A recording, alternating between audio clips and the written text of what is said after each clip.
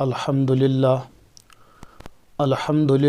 رب العالمین والصلاة والسلام علی سید الانبیاء والمرسلین وعلی آلہ واصحابہ وازواجہ وذریاتہ اجمعین اما بعد قال رسول اللہ صلی اللہ علیہ وسلم انزل الناس علی قدر منازلہم او کما قال علیہ الصلاۃ والسلام۔ عزیز دوستو اور عزیز بزرگوں، آج کی اس نشست کا جو مقصود حقیقی ہے وہ ایک اعتراض اور اس اعتراض کا ازالہ اور تسلی بخش جواب۔ وہ اعتراض کیا ہے؟ ہمارے ماحول کے اندر مختلف قوم و ملت کے لوگ رہ بس رہے ہیں۔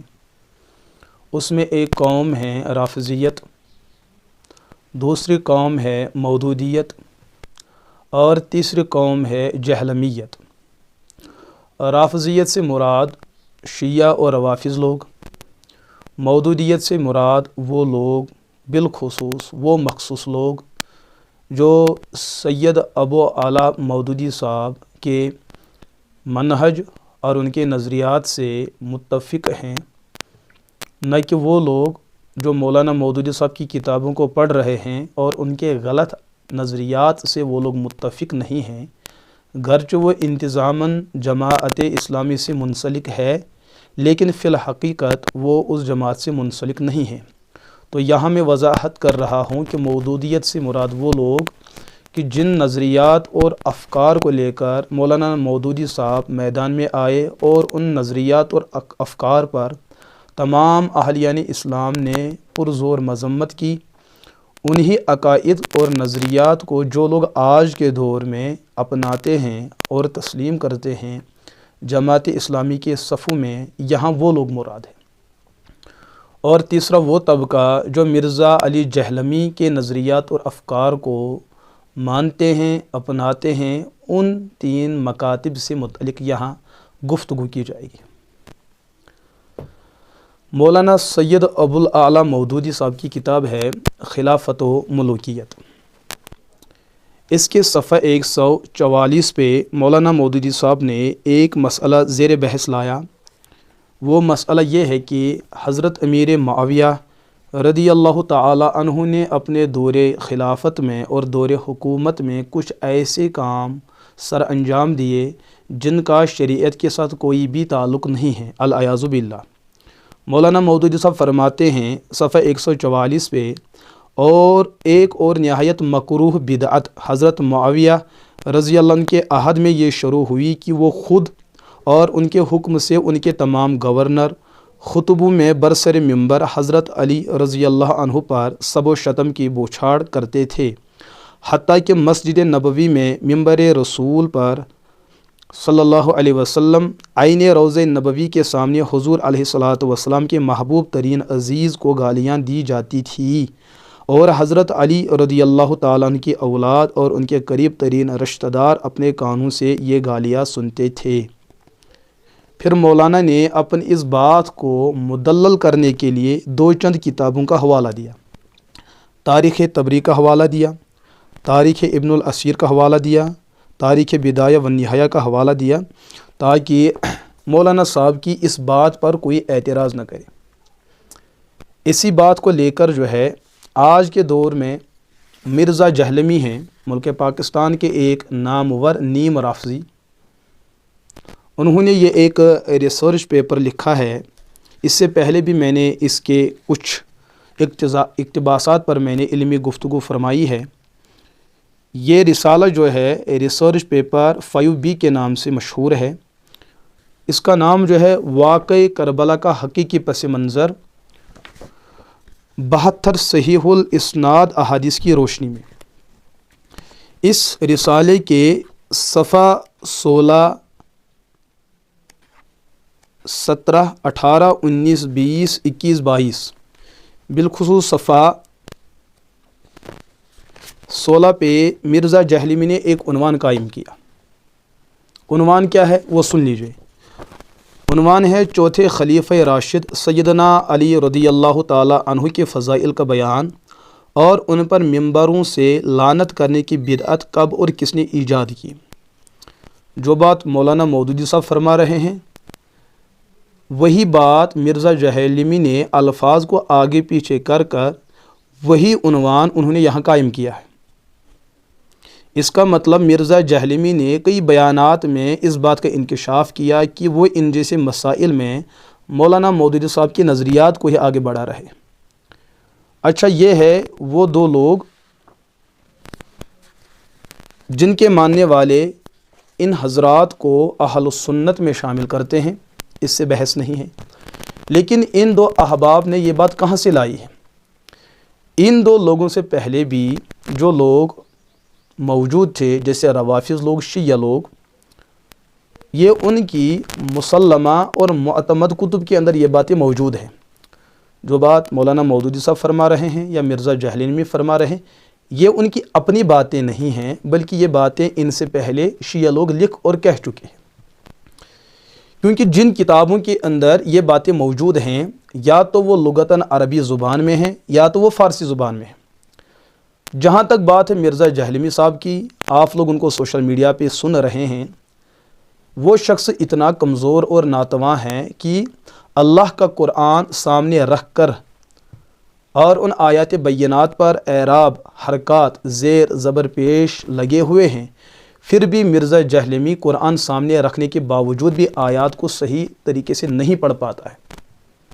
ہاں، یہ تو ان کا الگ مسئلہ ہے کہ وہ قوم کو یہ دھوکہ دینے کے لیے کہہ رہے ہیں کہ میں نے پورے قرآن کی تجوید کو 2 گھنٹے میں حل کیا ہے، لیکن شوم قسمت کی بات اور بدبختی کی بات یہ ہے قرآن سامنے رکھنے کے باوجود بھی وہ اتنی بڑی غلطیاں کر جاتے ہیں کہ جو حد کفر تک پہنچ جاتی ہیں۔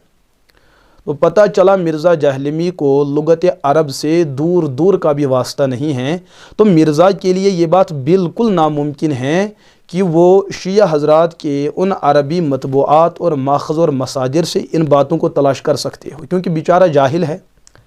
اب ایک ہی واسطہ ہے، وہ یہ کہ مرزا نے ان کتابوں کے تراجم کو دیکھ کر جو ہے مسئلے کو آگے بڑھانا شروع کر دیا، جہاں ان کا کردار یہ ہے اور ساتھ میں ان کا یہ بھی کردار ہے کوئی ان کے پشت پناہی کرتے ہوئے کوئی ایک طاقت ان کے سر پر ہاتھ رکھ رہی ہے کہ ان کے نظریات کو اہل سنت کے صفوں میں کس طریقے سے داخل کیا جائے۔ اور الحمدللہ آئے دن جو ہے یہ باتیں منظر عام پہ آتی چلی جا رہی ہے کہ مرزا جہلمی کے پیچھے کن لوگوں کا ہاتھ ہے۔ دوسری بات، جہاں تک مولانا مودودی صاحب کی بات ہے، تو خلافت و ملوکیت کو صفحہ اولیٰ سے صفحہ آخر تک مطالعہ کرتے کرتے ہر ایک عالم پر جو بھی اس موضوع کو لے کر جو بھی اس میدان کا کھلاڑی ہے، یہ بات عیاں ہو جاتی ہے کہ یقیناً مولانا مودودی صاحب بھی اس میدان میں بہت کمزور رہ چکے ہیں۔ انہوں نے جن باتوں کو لے کر اردو زبان میں، اردو تحریر میں جن چیزوں کو پیش کیا ہے، ان چیزوں کا وجود قرآن و سنت میں اور کتب تاریخ کے معتمد ترین ذخیرے کے اندر جو ہے وہ سب باتیں نہیں ملتی ہے جن کی سند پر امت کے اتفاق ہونے کا، درست ہونے کا اتفاق ہو۔ تو مولانا مودودی صاحب سے متعلق بھی چونکہ ان کی سوانح کے اندر یہ بات لکھی جاتی ہے کہ پوری زندگی کے اندر رہ کر انہوں نے کبھی بھی عربی زبان میں تقریر نہیں کی، حالانکہ ان کا امارت عرب جانا، حدود عرب جانا، اپنی سیاسی تحریک کو مضبوط کرنے کے لیے ان کی قربانیاں ان کی کتابوں کے اندر جو ہے تحریر ہے، رقم ہیں، لیکن جب ان کو حدود عرب کے اندر، حدود حرم کے اندر، امارت عرب کے اندر جانے کا اتفاق ہوا تو وہاں تقاضا یہ تھا کہ مولانا عربی میں بولتے ہیں، لیکن مولانا نے پوری زندگی میں عربی میں نہ خطبہ دیا ہے لوگوں کے سامنے، ایک تو جمعے کا خطبہ وہ تو ہر کوئی یہاں ایرا گیرا دے سکتا ہے، تو لوگوں کے سامنے اپنی بات کو بیان کرنا عربی زبان کے اندر ثابت نہیں ہے۔ اور نہ مولانا مودودی صاحب کی کوئی کتاب کی نشاندہی کی جا سکتی ہے کہ جو مولانا نے عربی زبان میں لکھی ہے۔ یہ بات جو ہے جب منظر عام پہ آ گئی تو مولانا مودودی صاحب کے جو عقیدت مند لوگ ہیں، جو ان کے عقیدت میں اندھے ہو چکے ہیں، انہوں نے کوشش کی کہ ہم عربی زبان میں کوئی سلسلہ تالیف اور تصنیف کا آغاز کریں، بعد میں جا کر جو ہے اس کا ہم انتساب مولانا مودودی صاحب کی طرف فرمائے۔ لیکن واقعہ یہ ہے کہ ان کی پوری زندگی میں کوئی بھی کتاب ایسی نہیں ہے کہ جو عربی زبان میں ہو اور مولانا نے خود لکھی ہو، بعد میں ان کے وفاداروں نے ان کی اردو کتابوں کی تعریف کی، اردو سے ان کو عربی میں منتقل کیا، یہ ایک الگ بات ہے، لیکن یہ مولانا کی اپنی بات تو نہیں ہوئی نا، یہ کسی دوسرے کی محنت ہوئی ہے۔ تو پتہ چلا کہ اصل ماخذ جو ہے وہ کتابیں ہیں جو لغت عرب کے اندر تحریر ہو چکی ہے۔ وہ مسئلہ مجھے آج اس مجلس کے اندر آپ کے سامنے عرض کرنا ہے۔ یہ مجلس قدر دراز بھی ہو سکتی ہے، لیکن پھر بھی اختصار کے پیش نظر میں اس مسئلے کو کچھ عرض کرنے جا رہا ہوں۔ وہ مسئلہ کیا ہے؟ آج امت کے اندر ان 3 مکاتب فکر کے اسٹیجوں سے یہ بات بڑے زور اور شور سے بیان کی جاتی ہے کہ سیدنا حضرت امیر معاویہ رضی اللہ تعالی عنہ نے اپنے دور حکومت اور دور خلافت میں برسر منبر و محراب بذات خود اور اپنے گورنروں سے اور ان کو حکم کرتے ہوئے اس چیز کا پابند کیا کہ منبر و محراب پہ رہ کر حضرت علی مرتضیٰ رضی اللہ تعالی عنہ کو برا بلا کہا جائے، الیاذ باللہ ان پر لعن طعن کیا جائے، الیاذ باللہ ان کا طعن و تشنیع کیا جائے۔ یہ الزامات جہاں مولانا مودودی صاحب نے دہرایا، شیعہ لوگوں نے دہرایا، روافظ نے دہرایا، آج انہی الزامات کو مرزا نے ایک الگ اسلوب اور الگ باڈی لینگویج کے تحت رہ کر عوام الناس کو ان کے سامنے دہرانا شروع کر دیا۔ تو اس معاملے میں امت مسلمہ بہت ہی زیادہ تشویش کے اندر مبتلا ہے۔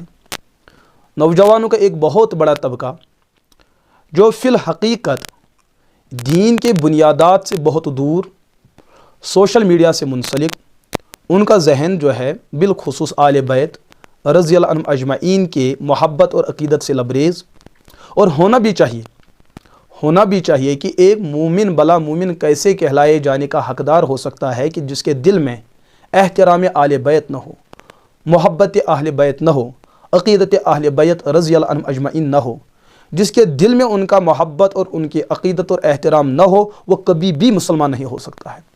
یہ مستقل ایک موضوع ہے، کبھی اللہ نے چاہا میں نے عقیدت و تحویہ کے درس میں اس پر جو ہے بڑی تفصیل کے ساتھ گفتگو فرمائی، پھر بھی آج کے ماحول کے اعتبار سے اگر اللہ نے چاہا کبھی آگے جا کر اس مسئلے کو اور بھی مدلل اور منقع کرتے ہوئے آپ کی خدمت میں عرض کیا جائے گا۔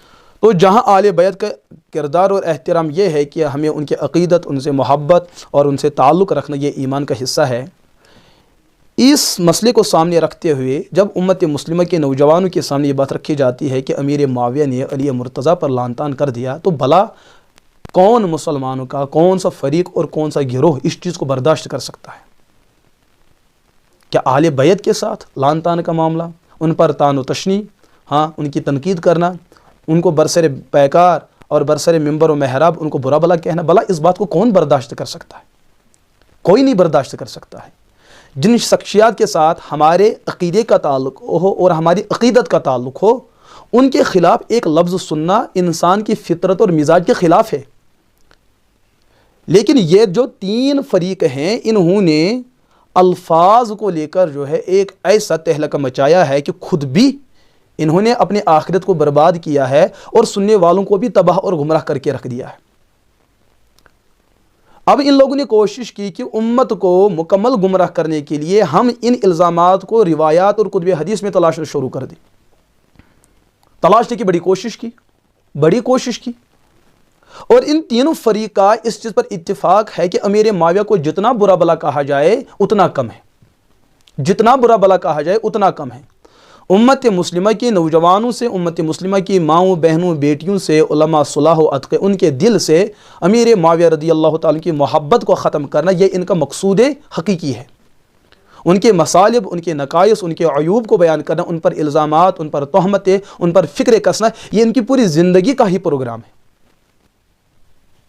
حالانکہ میں یہ بات عرض کروں، اس رسالے کے اندر جو ہے صفحہ 16، 17، 18 پہ یہ بات بھی لکھی ہے کہ مرزا جہلمی نے کچھ وہ روایات کو بیان کیا جن روایات کے اندر اس مضمون کی نشاندہی ہوتی ہے کہ اللہ کے رسول علیہ الصلاۃ والسلام نے منع کیا ہے اس بات سے کہ تم صحابہ کو برا بلا کہو، ان کی تنقید کرو، ان کی تنقیص کرو۔ مرزا جہلمی اسی چیز کو ختم کرنا چاہتے ہیں کہ علی کی تنقیص نہ ہو، سمجھانے کے لیے ان کی تنقید نہ ہو، ان کی کوئی عیب جوئی نہ کریں، لیکن اس سلسلے کو ختم کرنے کے لیے مرزا جہلمی خود کچھ صحابہ کو تنقید کا نشانہ بنا رہے ہیں، خود کچھ صحابہ کرام کو लानतान का मुस्तहिक करार दे रहा है। खुद मिर्ज़ा जहलवी उन साहबा को बुरा भला कह रहा है। जिस मसले को, जिस चोर दरवाजे को मिर्ज़ा ने ख़त्म करने की कोशिश की, उस चोर दरवाजे पर अब मिर्ज़ा खुद मुहाफ़िज़ बन के खड़ा है कि लोगों को इतना आज़ाद किया है कि दीगर लोग, दीगर साहबे किराम को बुरा भला कह दे, उनके अयूब को तलाश करे, उन पर तोहमत या उन पर फ़िक्र कसना। मिर्ज़ा जहलवी ने इसकी बुनियाद इतनी मजबूत की कि उनके सफ़ में रहकर आज एक उम्मत मुस्लिम का एक बहुत बड़ा तबका है कि जो साहबे किराम अमूमन सभी साहबा से जो है दिल बर्दाश्त हो चुके, अलायज़ुबिल्लाह। इसका मतलब जो है मिर्ज़ा अमलन अपनी इस पॉलिसी में बिल्कुल जो है नाकाम हो चुके हैं। मिर्ज़ा जहलवी ने जहाँ इस रिसाले के इब्तिदा में कहा फ़िरका वारियत से बचकर, फ़िरका वारियत को ख़त्म करने का प्रोग्राम, लेकिन वो एक खुद फ़िरका बन चुका है। एक तरफ अहल सुन्नत वल जमात के तमाम मकातब फ़िक्र जिन्होंने हर सुबह और शाम में तमाम साहबे किराम रज़ियल्लाहु अन्हुम अजमईन की अज़मतों को बयान किया, उनके मकाम और मर्तबे को बयान किया, साहबे किराम के अंदर जो दरजात है, जो मुहाजिरीन है, जो अंसार है, जो फ़तेह मक्का से पहले के है, जो फ़तेह मक्का के बाद में हैं, इन तमाम सब बैअत रिज़वान वाले हो, ग़ज़वे बदर वाले हो, जितने सारे सहाबा हैं, उनके अपने अपने दरजात को बयान किया। और किसी एक सहाबी के बारे में ज़ुबान पर नुक्ते तनक़ीद लाना और लफ्ज़ तनक़ीद को बयान करना, अहल सुन्नत के तमाम मकातब फ़िक्र ने इसको नाजायज़ और हराम कहा। एक तरफ पूरी उम्मत मुस्लिमा का ये नज़रिया है, दूसरी तरफ मिर्ज़ा जहलवी जो है फ़िरका वारियत को ख़त्म करने के लिए निकल चुके हैं। लेकिन जितनी फ़िरका वारियत मिर्ज़ा जहलवी ने पैदा कर रखी है, शायद कि दीन का कोई दुश्मन जो इतनी फ़िरका वारियत पैदा करने में शायद कामयाब न हो पाया। तो लिहाजा मेरे अज़ीज़ दोस्तों, आप जिस फ़िक्र से वाबस्ता है, आप अपने बानियान का एहतराम करें, हम आपको रोकते नहीं हैं। लेकिन जहाँ आप अपने इन बानियान की बात पर इस कदर फरेफ्ता हो चुके हैं कि आप सहाबे किराम हुज़ूर अलैहिस्सलातु वस्सलाम के मुक़द्दस शागिर्दों पर तनक़ीद और उन पर फ़िक्र कसने के लिए ये जो आप बेबाक हो रहे हैं, यकीनन आपका उस्ताद, आपका मुअल्लिम, आपका मुर्शिद आपको किसी गुमराही की तरफ ले जा रहा है। आपके उस्ताद का दरस ये है कि आप उसके अक़ीदतमंद हो जाओ। लेकिन जिन लोगों का उस्ताद अल्लाह के रसूल अलैहिस्सलातु वस्सलाम हो, आप उनसे जो है नाला हो रहे हैं, आप उनसे दिल बर्दाश्त हो रहे हैं, आप उनसे नाराज़ हो रहे हैं, यह इस बात की वाज़ेह दलील है उन जैसा कोई उस्ताद आला नहीं, उन जैसे तलबा कोई आला नहीं, आपका उस्ताद यकीनन आपको गुमराह कर रहा है। तो लिहाजा मेरे अजीज़ दोस्तों, ये मुख्तसर तमहीद अर्ज़ करने के बाद हमारा ये दावा है, तमाम अहल सुन्नत वल जमात का ये दावा है, अमलन हमने मैदान अमल में देखा है, कुरान और सुन्नत के नुसूस को हमने जब पढ़ा है, तारीख़ के जब हमने नशब व फराज का मुताला किया है, जो पस मंज़र और पेश मंज़र हमारे सामने आके खड़ा हो जाता है वो ये कि जब जब किसी ने अल्लाह की ज़ात पर एतराज़ किया, उलूहियत पर एतराज़ किया, रुबूबियत पर एतराज़ किया, अल्लाह के माबूद बरहक होने पर एतराज़ किया, अल्लाह के मुख्तार कुल होने पर एतराज़ किया, अल्लाह के आलिमुल गैब बिज़्ज़ात होने पर एतराज़ किया, अल्लाह के हर एतबार से मुश्किल कुशा होने पर एतराज़ किया, तो अल्लाह ने खुद न जवाब दिया। इस एतराज़ का तसल्ली बख्श जवाब वक्त के पैगंबर देते चले आ रहे। और जब हमने देखा कायनात की मुक़द्दस हस्तियाँ, पैगंबर आखिरुज़्ज़मा हज़रत मोहम्मद अरबी अलैहिस्सलातु वस्सलाम की ज़ात अक़दस की बात की जाए, जब उनकी ज़ात पर कुछ नाअक़िबत अंदेश लोगों ने फ़िक्र कसना शुरू कर दिया, उनके अयूब को तलाशना शुरू कर दिया, तब पैगंबर ने खुद न जवाब दिया बल्कि उनके अल्लाह ने खुद जवाब दिया। उसके बाद जब हमने शागिर्दानी नबूवत को देखा, अल्लाह के रसूल अलैहिस्सलातु वस्सलाम के सहाबा को देखा, वो सहाबा चाहे छोटे दर्जे के हो या बड़े दर्जे के हो, तमाम सहाबा को हमने जब देखा कि अगर किसी बाद वाले ने या उनके दौर में किसी एक शख्स ने किसी सहाबी को हदफ तनक़ीद बनाया, उनकी मलामत की, उनके इज़्ज़त को पामाल करने की कोशिश की, तब अल्लाह के रसूल अलैहिस्सलातु वस्सलाम ने खुद जवाब दिया। तो मिर्ज़ा जहलवी भी अपने इस रिसर्च पेपर के अंदर इसी बात को दोहराना चाहते हैं कि सहाबा को बुरा भला नहीं कहना चाहिए। और आगे उन्होंने एक नोट भी लिखा है कि ये बात किसी एक सहाबी के लिए नहीं बल्कि सब सहाबा के लिए बात है। किसी भी एक सहाबी को बुरा भला कहना जो है ये ईमान और इस्लाम के मुनाफी और मुखालिफ है। लेकिन आज खुद ही इस पगडंडी पे चल पड़े कि सहाबा में कुछ मखसूस सहाबा को मुंतखब करके दिन रात जो है उनको बुरा भला कहते रहे। अपने फतवे के एतबार से, अपने उसूल के एतबार से मिर्ज़ा जहलवी में खुद गुमराह और खुद दीन से बेदीन होते चले जा रहे। ہم عرض کریں گے کہ اللہ ان کو ہر گمراہی سے بچائے۔ تو اب مسئلہ یہ ہے، کیا یہ بات واقعتاً صحیح ہے کہ حضرت امیر معاویہ رضی اللہ تعالی عنہ بذات خود علی مرتضیٰ رضی اللہ عنہ کو برا بلا کہہ رہے تھے؟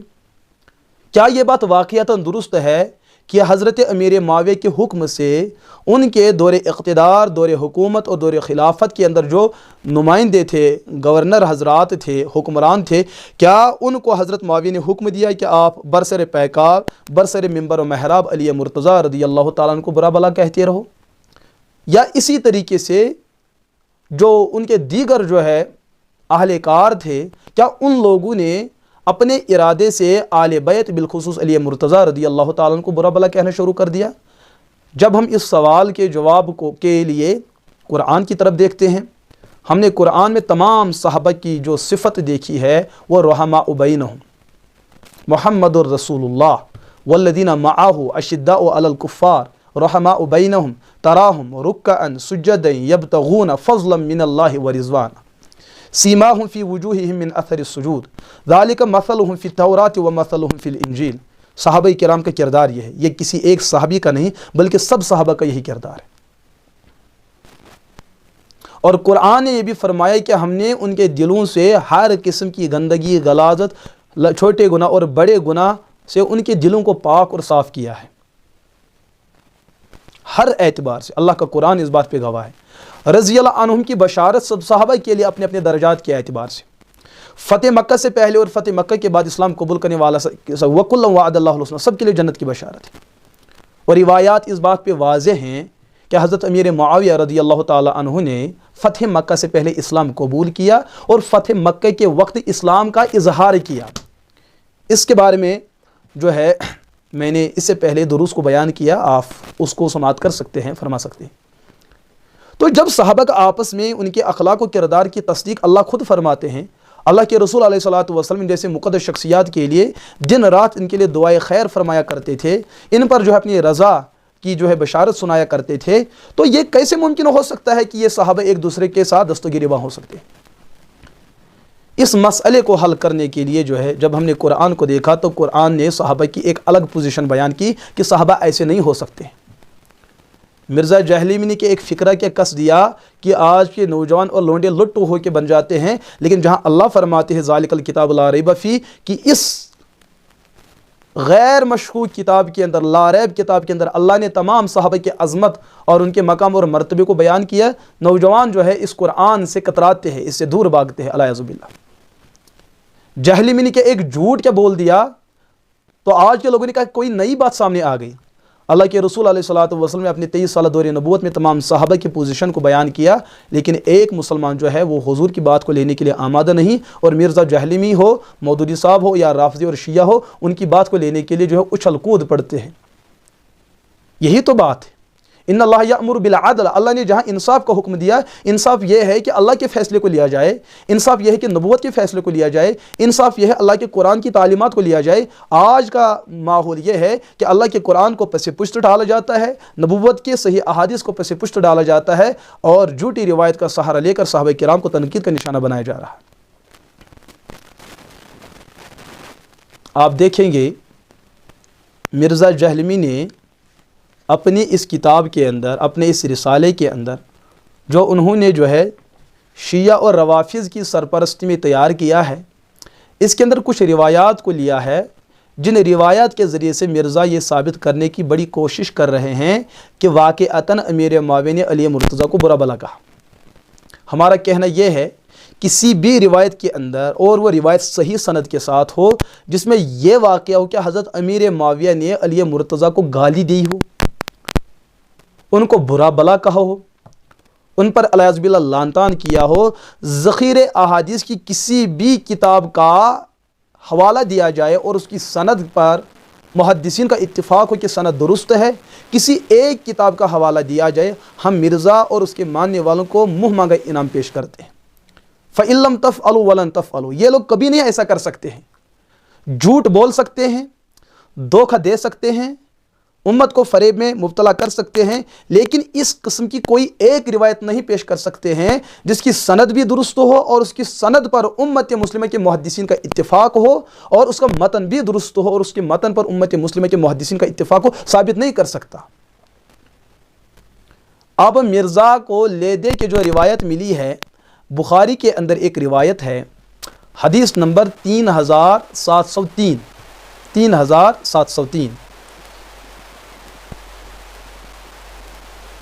बुखारी के अंदर एक चैप्टर है, एक उन्वान है किताब फ़ज़ाइल अस्हाबिन नबी सल्लल्लाहु अलैहि वसल्लम। इसके तहत सहाबा किराम के मकाम और मर्तबे को इमाम बुखारी अलैहि रहमत ने अल्लाह के रसूल अलैहि सल्लल्लाहु अलैहि वसल्लम के फरमान में बयान किया है। फिर इसका एक ज़ेली उन्वान है बाब मनाकिब अली इब्न अबी तालिब रज़ियल्लाहु ताला अन्हु। ये मेरे हाथ में किताब है मौसूआ अल हदीस शरीफ अल कुतुब अस्सित्ता। 6 हदीस की मशहूर किताबें बुखारी, मुस्लिम, तिरमिज़ी, सुनन नसाई, अबू दाऊद और इब्न माजा। इसके अंदर जो है, इन 2 किताबों के अंदर एक हदीस मिलती है हज़रत सहल बिन साद रदियल्लाहु ताला अन्हु से। एक रिवायत तो बुखारी की है जिसका मैंने हवाला पेश किया है, मैं उसके अल्फाज पढ़कर आपको सुनाता हूँ ताकि आपके सामने ये बात वाज़ेह हो जाए कि मसला क्या है और मिर्ज़ा जाहिलमी ने उस मसले को क्या बना दिया है।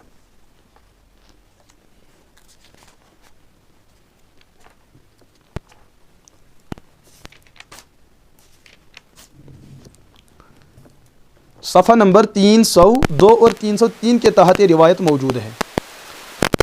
इसके अंदर एक रिवायत मिलती है, रिवायत क्या है उस पर गौर करें आप।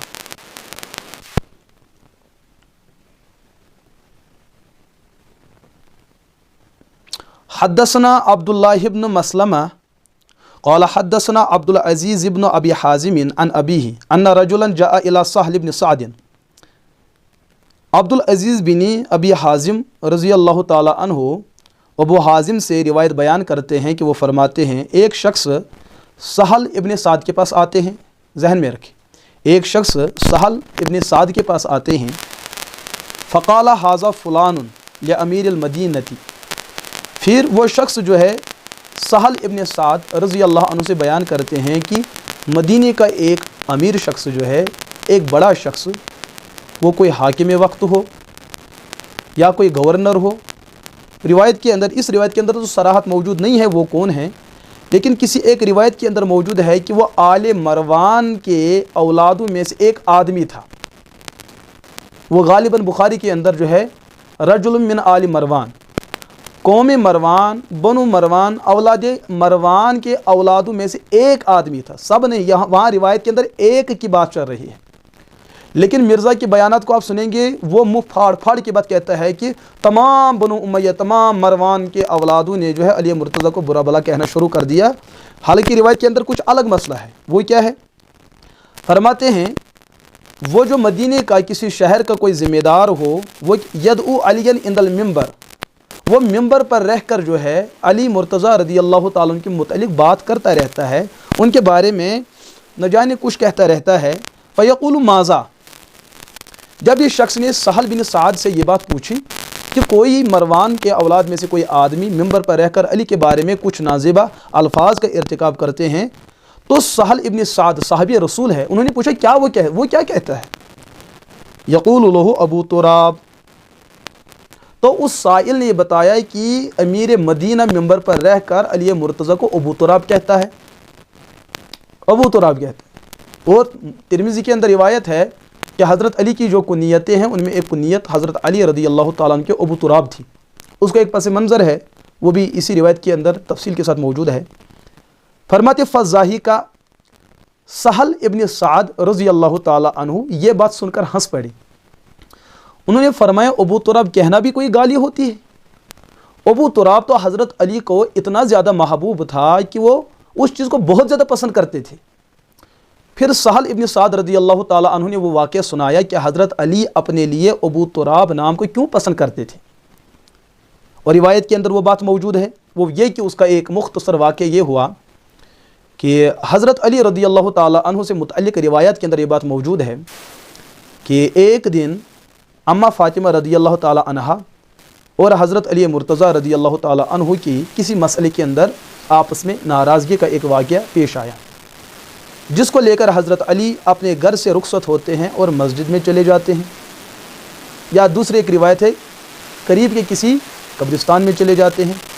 और अम्मा फ़ातिमा रदी अल्लाह ताला अन्हु ने उस नाराज़गी के पेश नज़र हसन और हुसैन और उम्मे कुलसूम रज़ी अल्लाह अन्हा को पकड़ कर हुज़ूर अलैहिस्सलातु वस्सलाम के घर चल दिए।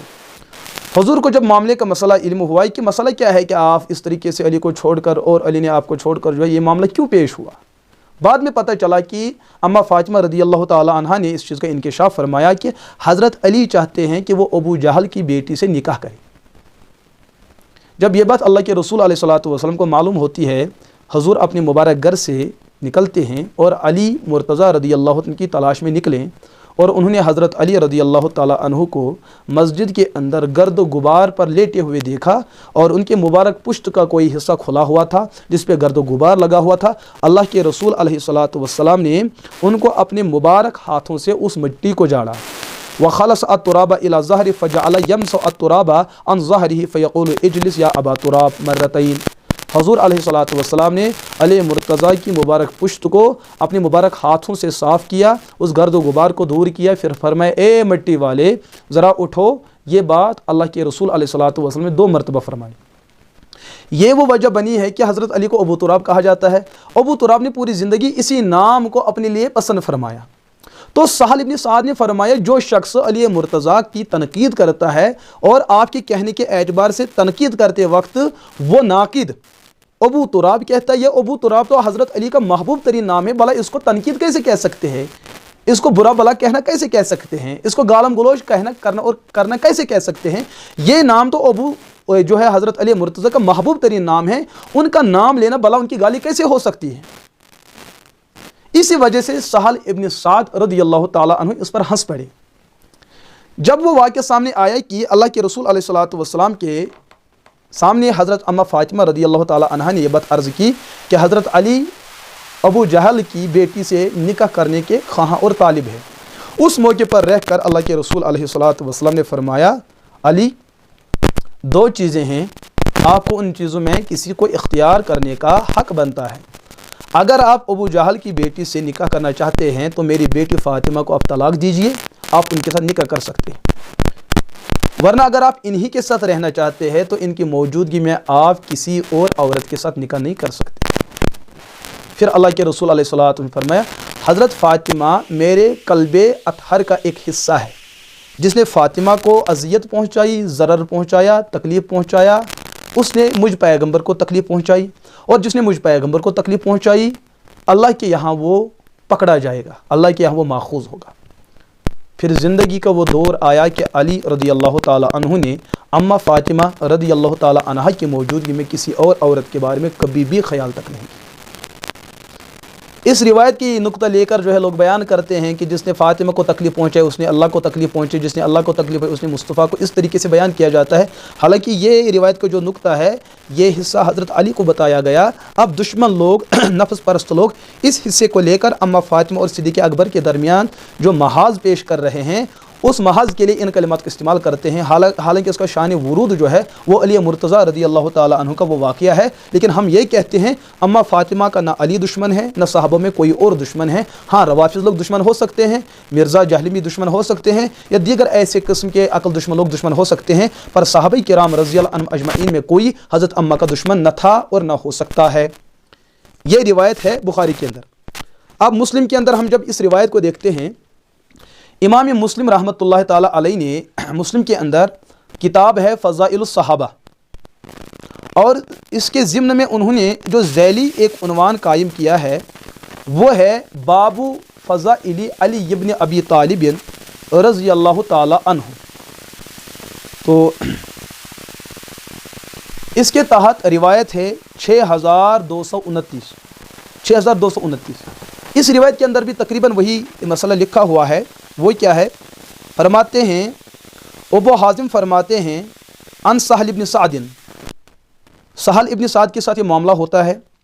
तो सहल इब्न साद के सामने ये बात होती है उस्तुमिला अलल मदीनति रजुलुम मिन आलि मरवाना, یہ ابو حازم فرماتے ہیں سہل ابن سعد کے پاس کہ مدینہ پر آل مروان میں سے صرف ایک آدمی کو حاکم وقت بنایا گیا فقال لہو اچھا قال فدعا سہل ابن سعد، سہل ابن سعد رضی اللہ تعالی عنہ نے اس شخص کو بلایا اور اس سے پوچھا فامرہ ان یشتم علیا قال فابا سہل ابن سعد فرماتے ہیں کہ اس امیر مدینہ نے آل مروان کے کسی شخص نے مجھ سہل ابن سعد کو تلاش کیا اور مجھے اپنے دربار میں بلایا، پھر مجھ سے یہ کہنے لگا کہ تم علی کو شتم کرو، برا بلا کہو۔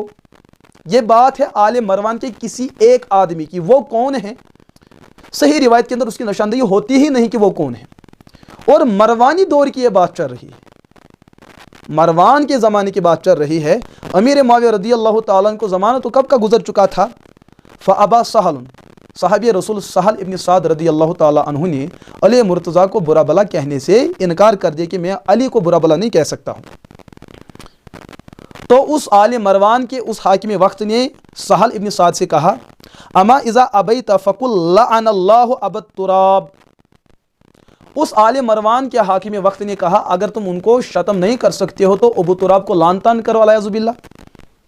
فقال سہل، صحابی رسول نے کیا فرمایا ما کان لعلی اسم احب الیہ من ابی تراب، کہ ابو تراب رضی اللہ تعالیٰ عنہ کے یہاں تمام ناموں میں سے ان کے یہاں محبوب نام وہ ابو تراب ہی تھا۔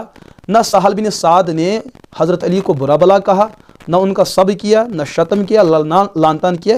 اتنی روایت جو ہے ان دو کتابوں کے اندر موجود ہے۔ مجھے ذرا بتاؤ اپنے دل پر ہاتھ رکھتے ہوئے، نہ یہاں معاویہ کا تذکرہ ہے، نہ امیر معاویہ رضی اللہ تعالیٰ عنہ کے حکم دینے کا تذکرہ ہے، نہ ان کے دور کا تذکرہ ہے۔ بلا وجہ ان روایت کو لے کر کھینچا تانی کرتے کرتے امیر معاویہ کو ملزم قرار دینا، یہ کون سی جو ہے عدل انصاف کی بات ہو سکتی ہے؟ ارے کسی شخص نے کسی کو برا بلا کہا، ہم یہ کیوں کہیں گے کہ یہ برا بلا کہنے کا حکم مولانا مودودی دے چکے ہیں؟ اگر مولانا مودودی صاحب کا اس قصے کے اندر نہ حکم موجود ہے، نہ ان کا اشارہ موجود ہے، نہ ان کا ذکر موجود ہے، نہ صراحت موجود ہے، تو کسی معاملے کے اندر کوئی جماعت اسلامی کا پیروکار کسی اور شخص کو برا بلا کہتا ہو تو مد مقابل کا کوئی فریق اس مخالف جماعتی اسلامی کے فرد کو یہ کہہ کر کیسے تانے دے سکتا ہے کہ ایسی مولانا مودودی صاحب نے چیزوں کو حکم دے دوں؟ مولانا مودودی صاحب کے اتنے سال ہو چکے ہیں کہ وہ اس دنیا سے کوچ کر چکے ہیں، نہ مولانا مودودی صاحب کی کوئی تحریر موجود ہے، نہ مولانا مودودی صاحب کا کوئی اشارہ موجود ہے۔ اسی طریقے سے ہم مرزا جہلمی کو بلا اس وقت کیسے برا بلا کہہ سکتے ہیں کہ جس شخص نے نہ مرزا جہلمی کو دیکھا، نہ ان سے بات ہوئی، نہ اس کا زمانہ پایا، اس کے انتقال کے بعد کوئی شخص کسی اپنے مد مقابل کو برا بلا کہہ رہا ہے، وہ فریق اس مد مقابل کو کہے کہ آپ کو مرزا جہلمی نے یہ سب کچھ کرنے کو کہا، یہ سب کچھ اسی کی کارروائی ہے۔ آئے بھائی مرزا جہلمی سے ہزارہ اختلافات ہو سکتے ہیں، وہ انتقال کر چکا ہے، وہ اپنے ٹھکانے پہنچ چکا ہے، اس شخص اور مرزا کی آپس میں کبھی ملاقات نہیں ہوئی، نہ کوئی تحریر موجود ہے، اس کے تو اتنے سال ہو گئے کہ وہ قبر میں آ چکا ہے، یہ بیچارہ اس کا اور اس کا آپس میں کون سا تعلق ہے؟ لہٰذا اس شخص کے ارتکابات اور اس کی زیادتیوں کی وجہ سے ہم اس مرے ہوئے شخص پر الزام نہیں دہرا سکتے ہیں۔ تو امیر معاویہ رضی اللہ عنہ اس بخاری اور مسلم کی اس متفق علیہ صحیح اسناد روایت کے اندر امیر معاویہ کا بالکل بھی تذکرہ نہیں ہے، بالکل صراحتاً یہ موجود ہے کہ آل مروان میں سے کسی ایک شخص نے یہ کام کیا ہے۔ تو امیر معاویہ کو بلا الزام کیوں دیا جا سکتا ہے؟ میرے دوستو، رحم کرنے کا بھی کوئی سلیقہ اور جذبہ ہوتا ہے۔ بخاری اور مسلم کی سند پہ اتفاق ہے کہ یہ دونوں سندیں ٹھیک ہے، لیکن ان دو روایت کے اندر امیر معاویہ کا بالکل بھی تذکرہ نہیں ملتا ہے۔ پتہ چلا مولانا مودودی صاحب نے اس معاملے میں امانت اور دیانت کے دامن کو بالکل پیسے پشت چھوڑ دیا ہے۔ روافضین سے ہمیں کبھی عدل و انصاف کی امید نہ تھی اور نہ ہو سکتی ہے۔ مرزا جہلمی کو چاہیے تھا کہ آپ جو ہے بار بار انٹرنیشنل نمبرنگ کی بات کرتے ہو، آپ انہی دو حدیثوں کا جو ہے اردو میں ترجمہ دیکھتے، اور مرزا کی ایک بہت بڑی بری عادت جو ہے وہ اپنے مطلب کی بات حدیث کے ترجمے میں ڈالتے ہوئے بریکٹ کے اندر بیان کرتے ہیں، اور جو نوجوانوں کا طبقہ ہے وہ ان بریکٹ کے اندر موجود الفاظ کو سمجھتے ہیں کہ شاید یہ حدیث رسول کا ترجمہ ہے۔ بہت غلط بات ہے، یہ خیانت ہے ان لوگوں کی، مرزا جہلم کی بہت بڑی خیانت ہے۔ ہاں، یہ اس کی مکاری ہے اور عیاری اور دسیسہ کاری ہے۔ لہٰذا میرے دوستو، اپنے ایمان کو بچانے کے لیے اس چور دروازے کو بند کرو۔ یہ ہے مسلم اور بخاری کے وہ روایت جن کے اندر جو ہے صرف اتنا واقعہ بیان ہو رہا ہے کہ سہل ابن سعد نے صرف اتنا بیان کیا کہ آل مروان کا کوئی ایک شخص جس نے مجھے یہ بتایا کہ آپ علی مرتضیٰ کو برا بلا کہو، ان پر لعن طعن کرو، میں نے انکار کیا، لیکن اس شخص نے پھر سہل بن سعد کو کوئی پریشان کیا؟ بالکل بھی پریشان نہیں کیا۔ سہل ابن سعد کی وفات بالکل ٹھیک طریقے سے ہوتی ہے۔ آل مروان نے جتنے مظالم ڈھائے ہیں وہ اس صحابی رسول پر بھی مظالم ڈھا سکتے ہیں، لیکن تاریخ اس بات سے بالکل خاموش ہے۔ سہل ابن سعد کے پاؤں میں کوئی کانٹا بھی ان کی طرف سے نہیں چبھا ہے، جو اس بات کی واضح دلیل ہے۔ اگر اس شخص نے یہ غلط کرنے کو کہا اور بولا، پر یہ صحابی رسول تھے، انہوں نے کچھ غلط نہ کیا، نہ اس غلط پر عمل کیا ہے۔ ہم ان صحابہ کی عظمتوں اور ان کے مقام اور مرتبے کو جو ہے سلام کرتے ہیں۔ یہ بات ہے۔ دوسری بات میں یہ عرض کروں، جن روایات کے اندر کچھ روایات وہ ہے کہ جن کے اندر تذکرہ ملتا ہے کہ علی مرتضیٰ رضی اللہ تعالیٰ عنہ کو برا بلا کہا گیا، لیکن وہاں معاویہ کا تذکرہ نہیں، وہاں حضرت معاویہ کو حکم موجود نہیں ہے، نہ ان کا کوئی پروگرام اس میں شامل ہے، بلکہ دوسری یہ بات ہے کہ وہ سب روایات جو ہے ان کی کوئی سند بھی قابل قبول نہیں ہے، محدثین کے یہاں بالکل وہ کمزور ترین اسانید سے منقول ہے۔ کسی کو ملزم اور مجرم ثابت کرنا ہو تو گواہ مضبوط ہونے چاہیے۔ گواہ جھوٹے ہوں، گواہ کمزور ہو، اس سے کوئی کیس مضبوط نہیں ہو پاتا ہے۔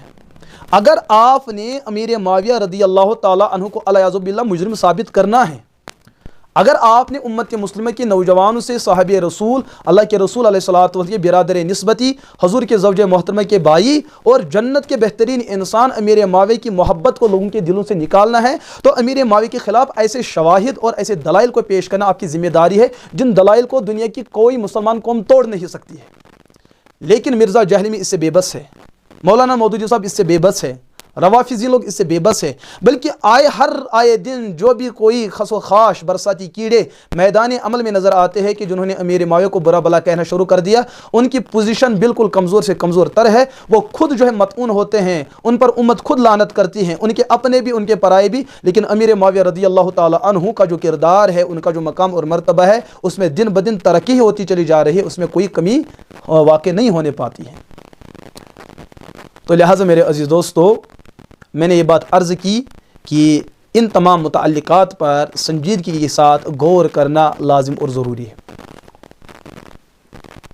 پہلی بات میں یوں عرض کروں گا، حضرت عائشہ رضی اللہ تعالی عنہا، مشکات کے اندر یہ حدیث ہے بخاری کے حوالے سے، اسی طریقے سے مشکات کے اندر ایک دوسری روایت موجود ہے حضرت ابن عمر رضی اللہ تعالی عنہ۔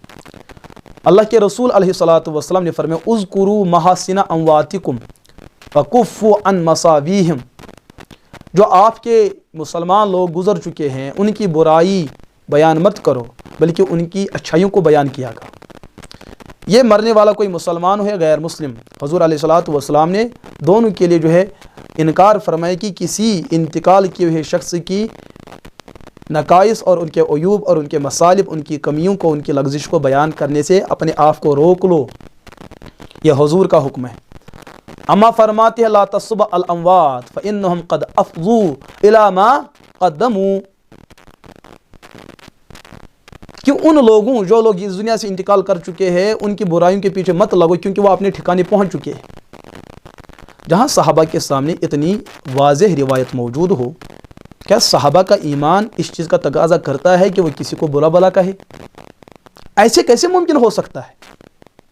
آج کا دور جو ہے کتنا گرا ہوا دور چل رہا ہے، لوگ کتنے جو ہے ناپاکی کے اندر مبتلا ہے، لیکن جب کبھی جو ہے اچھے مقام پر کوئی برائی دیکھنے کو ملتی ہے، لوگ سراپا احتجاج ہو جاتے ہیں۔ آپ دیکھ رہے ہیں آج کا دور بھی، گزشتہ دنوں کے اندر یہاں علاقے بڑگام کے اندر جو ہے وہ عبدالغنی صاحب جو ہے کوئی مٹکا لے کر، وہ رباب لے کر ممبر پر آ کر انہوں نے ایسی گستاخی کی، اچھا پورا کشمیر مختلف مکاتب فکر سے وابستہ وہ سراپا احتجاج ہو گئے۔ گرچہ اس عبدالغنی نے وسوسہ اور شبہ ڈالنے کی بھرپور کوشش کی، لیکن امت مسلمہ نے ان کا یہ جواب دیا کہ آپ کا اقدام، آپ کا کردار نہایت ہی غلیظ اور بدترین کردار ہے۔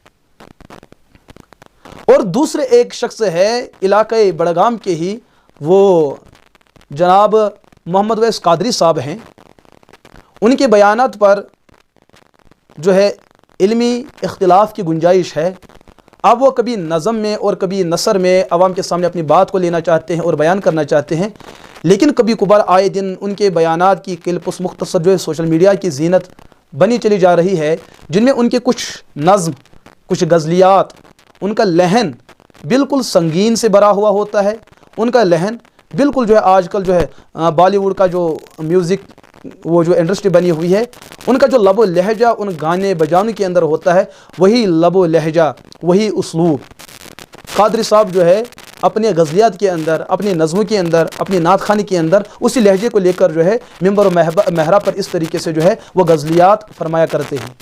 اگرچہ ان مضامین کو کسی درجے میں قبول کیا جا سکتا ہے، لیکن اس اختلاف لہجے کی وجہ سے آئے دن جو ہے لوگ اس کی تنقید کرتے ہیں کہ آپ نے جو لب و لہجہ اختیار کیا ہے، جو ترنم اور جو ردم اس کے اندر آپ نے ڈالی ہوئی ہے، یہ کوئی قابل قبول نہیں ہے۔ آج کے دور کے اندر بھی ایسے حساس لوگ موجود ہیں جو ان چیزوں پر، ان منکرات پر جو ہے تنقید کر رہے ہیں۔ یا صحابہ کا دور علیہ باللہ ہمارے دور کے مقابل میں کچھ حیثیت نہ رکھتا کہ اس دور کے اندر کوئی شخص برسر ممبر و محراب صحابہ کرام کو برا بلا کہتا ہو، علی مرتضیٰ آل بیت رضی اللہ عنہ اجمعین کو برا بلا کہتا ہو، اور سامنے لوگ جو ہے ہاتھ پر ہاتھ دھرے بیٹھے ہوئے، ایسے کیسے ممکن ہو سکتا ہے؟ لہذا میرے عزیز دوستو، اس مسئلے کی گہرائی اور گہرائی میں جانا ہم سب کی ذمہ داری ہے، ہم سب کی ذمہ داری ہے۔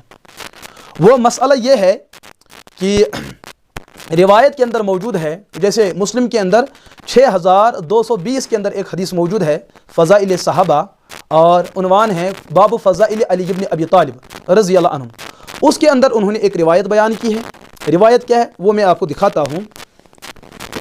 یہ کتاب ہے جس کا میں نے ابھی حوالہ دیا ہے، اس کے اندر صحیح ستہ 6 حدیثوں کی کتابیں موجود ہے۔ اس کا صفحہ 1101 اور عنوان کیا ہے؟ بابو، اچھا اوپر عنوان ہے فضائل الصحابہ، نیچے عنوان ہے معجم نمبر 4 باب من فضائل علی ابن ابی طالب رضی اللہ تعالی عنہ۔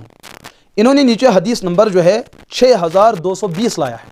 آپ اس کو سن لیجئے، اس کے بعد جو ہے آپ دیکھ لیجئے اس کا ترجمہ کیا بنتا ہے۔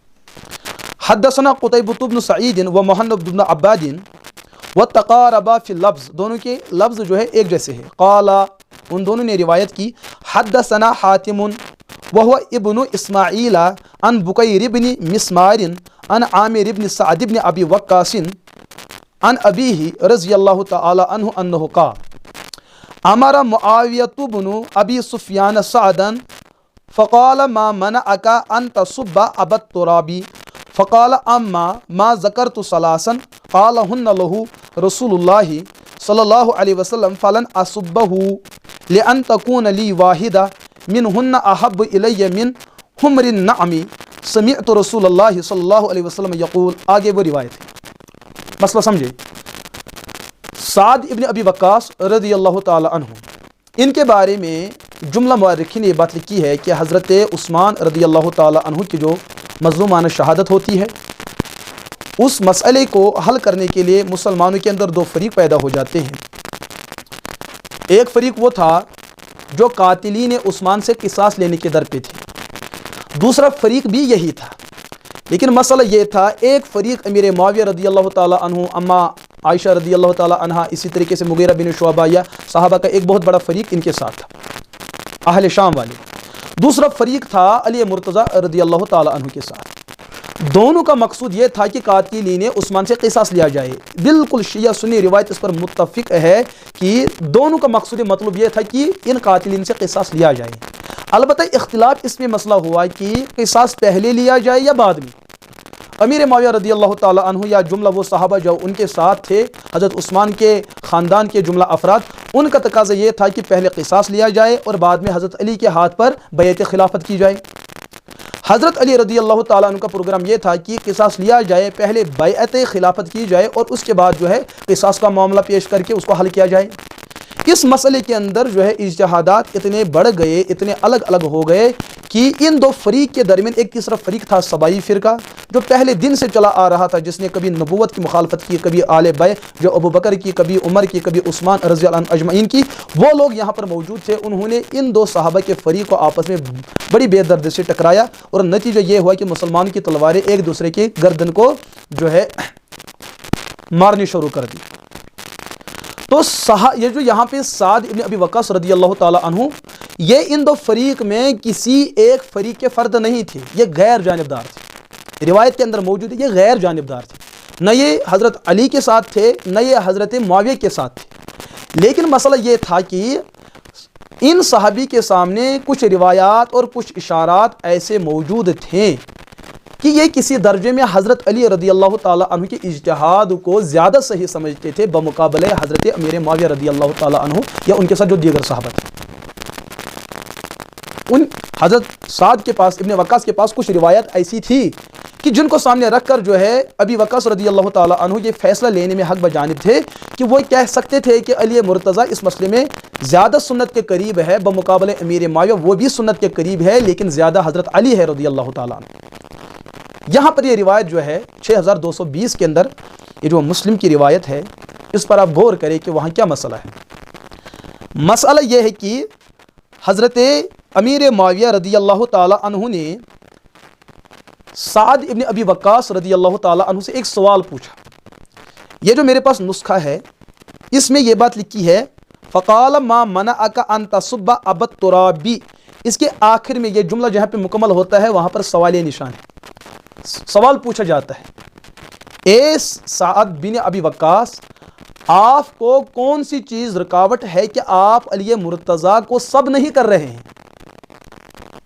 آپ علی مرتضیٰ کو سب نہیں کر رہے ہیں، یہ جو لفظ سب ہے پورا جھگڑا اسی پہ، یہ میں سمجھانے کی کوشش کروں گا۔ امیر معاویہ نے پوچھا آپ کو کون سی رکاوٹ ہے کہ آپ علی مرتضیٰ کو سب نہیں کر رہے ہیں؟ یہ ایک سوال ہے۔ اس سوال کا جواب سعد بن ابی وقاص رضی اللہ تعالیٰ عنہ نے یہ دیا کہ میرے پاس کچھ اشارات اور کچھ ارشادات موجود ہیں جو میں نے اللہ کے رسول علیہ الصلوۃ والسلام سے سن رکھے ہیں، ان تمام ارشادات کو سامنے رکھ کر میں علی کو سب نہیں کر سکتا ہوں۔ اور وہ ارشادات کیا تھے؟ حضرت علی کے فضائل، حضرت علی کے فضائل، ان کے مناقب کو اللہ کے رسول علیہ الصلوۃ والسلام بڑی تفصیل کے ساتھ بیان کیا۔ بھلا میں ان خصوصیات کے، ان فضائل، ان مناقب کے ہوتے ہوئے علی کو کیسے سب کر سکتا ہوں؟ یہ ایک روایت ہے جو آپ نے مسلم کے حوالے سے 6220 پڑھی، آپ اس کو خود بھی دیکھ سکتے ہیں۔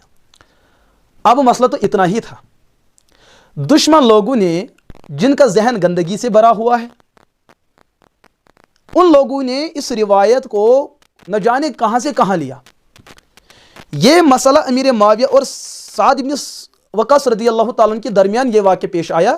کچھ محدثین نے بیان کیا کہ حج کے موقع پہ کچھ لوگوں نے اور کسی جگہ کا انتخاب فرمایا کہ ان دو کا یہ جو واقعہ کس ماحول میں یہ واقعہ سامنے آیا، لیکن یہاں پر یہ مسئلہ تو نہیں ہے کہ آپ حضرت علی کو گالی دے دو، بلکہ معاویہ نے صرف اتنی بات بتائی کہ آپ علی مرتضیٰ کا سب کیوں نہیں کرتے، وجہ پوچھی نہ کرنے کی، نہ کہ یہ بتائے آپ ان کو گالی دو، ان کو برا بلا کو، یہ تو روایت میں موجود ہی نہیں ہے۔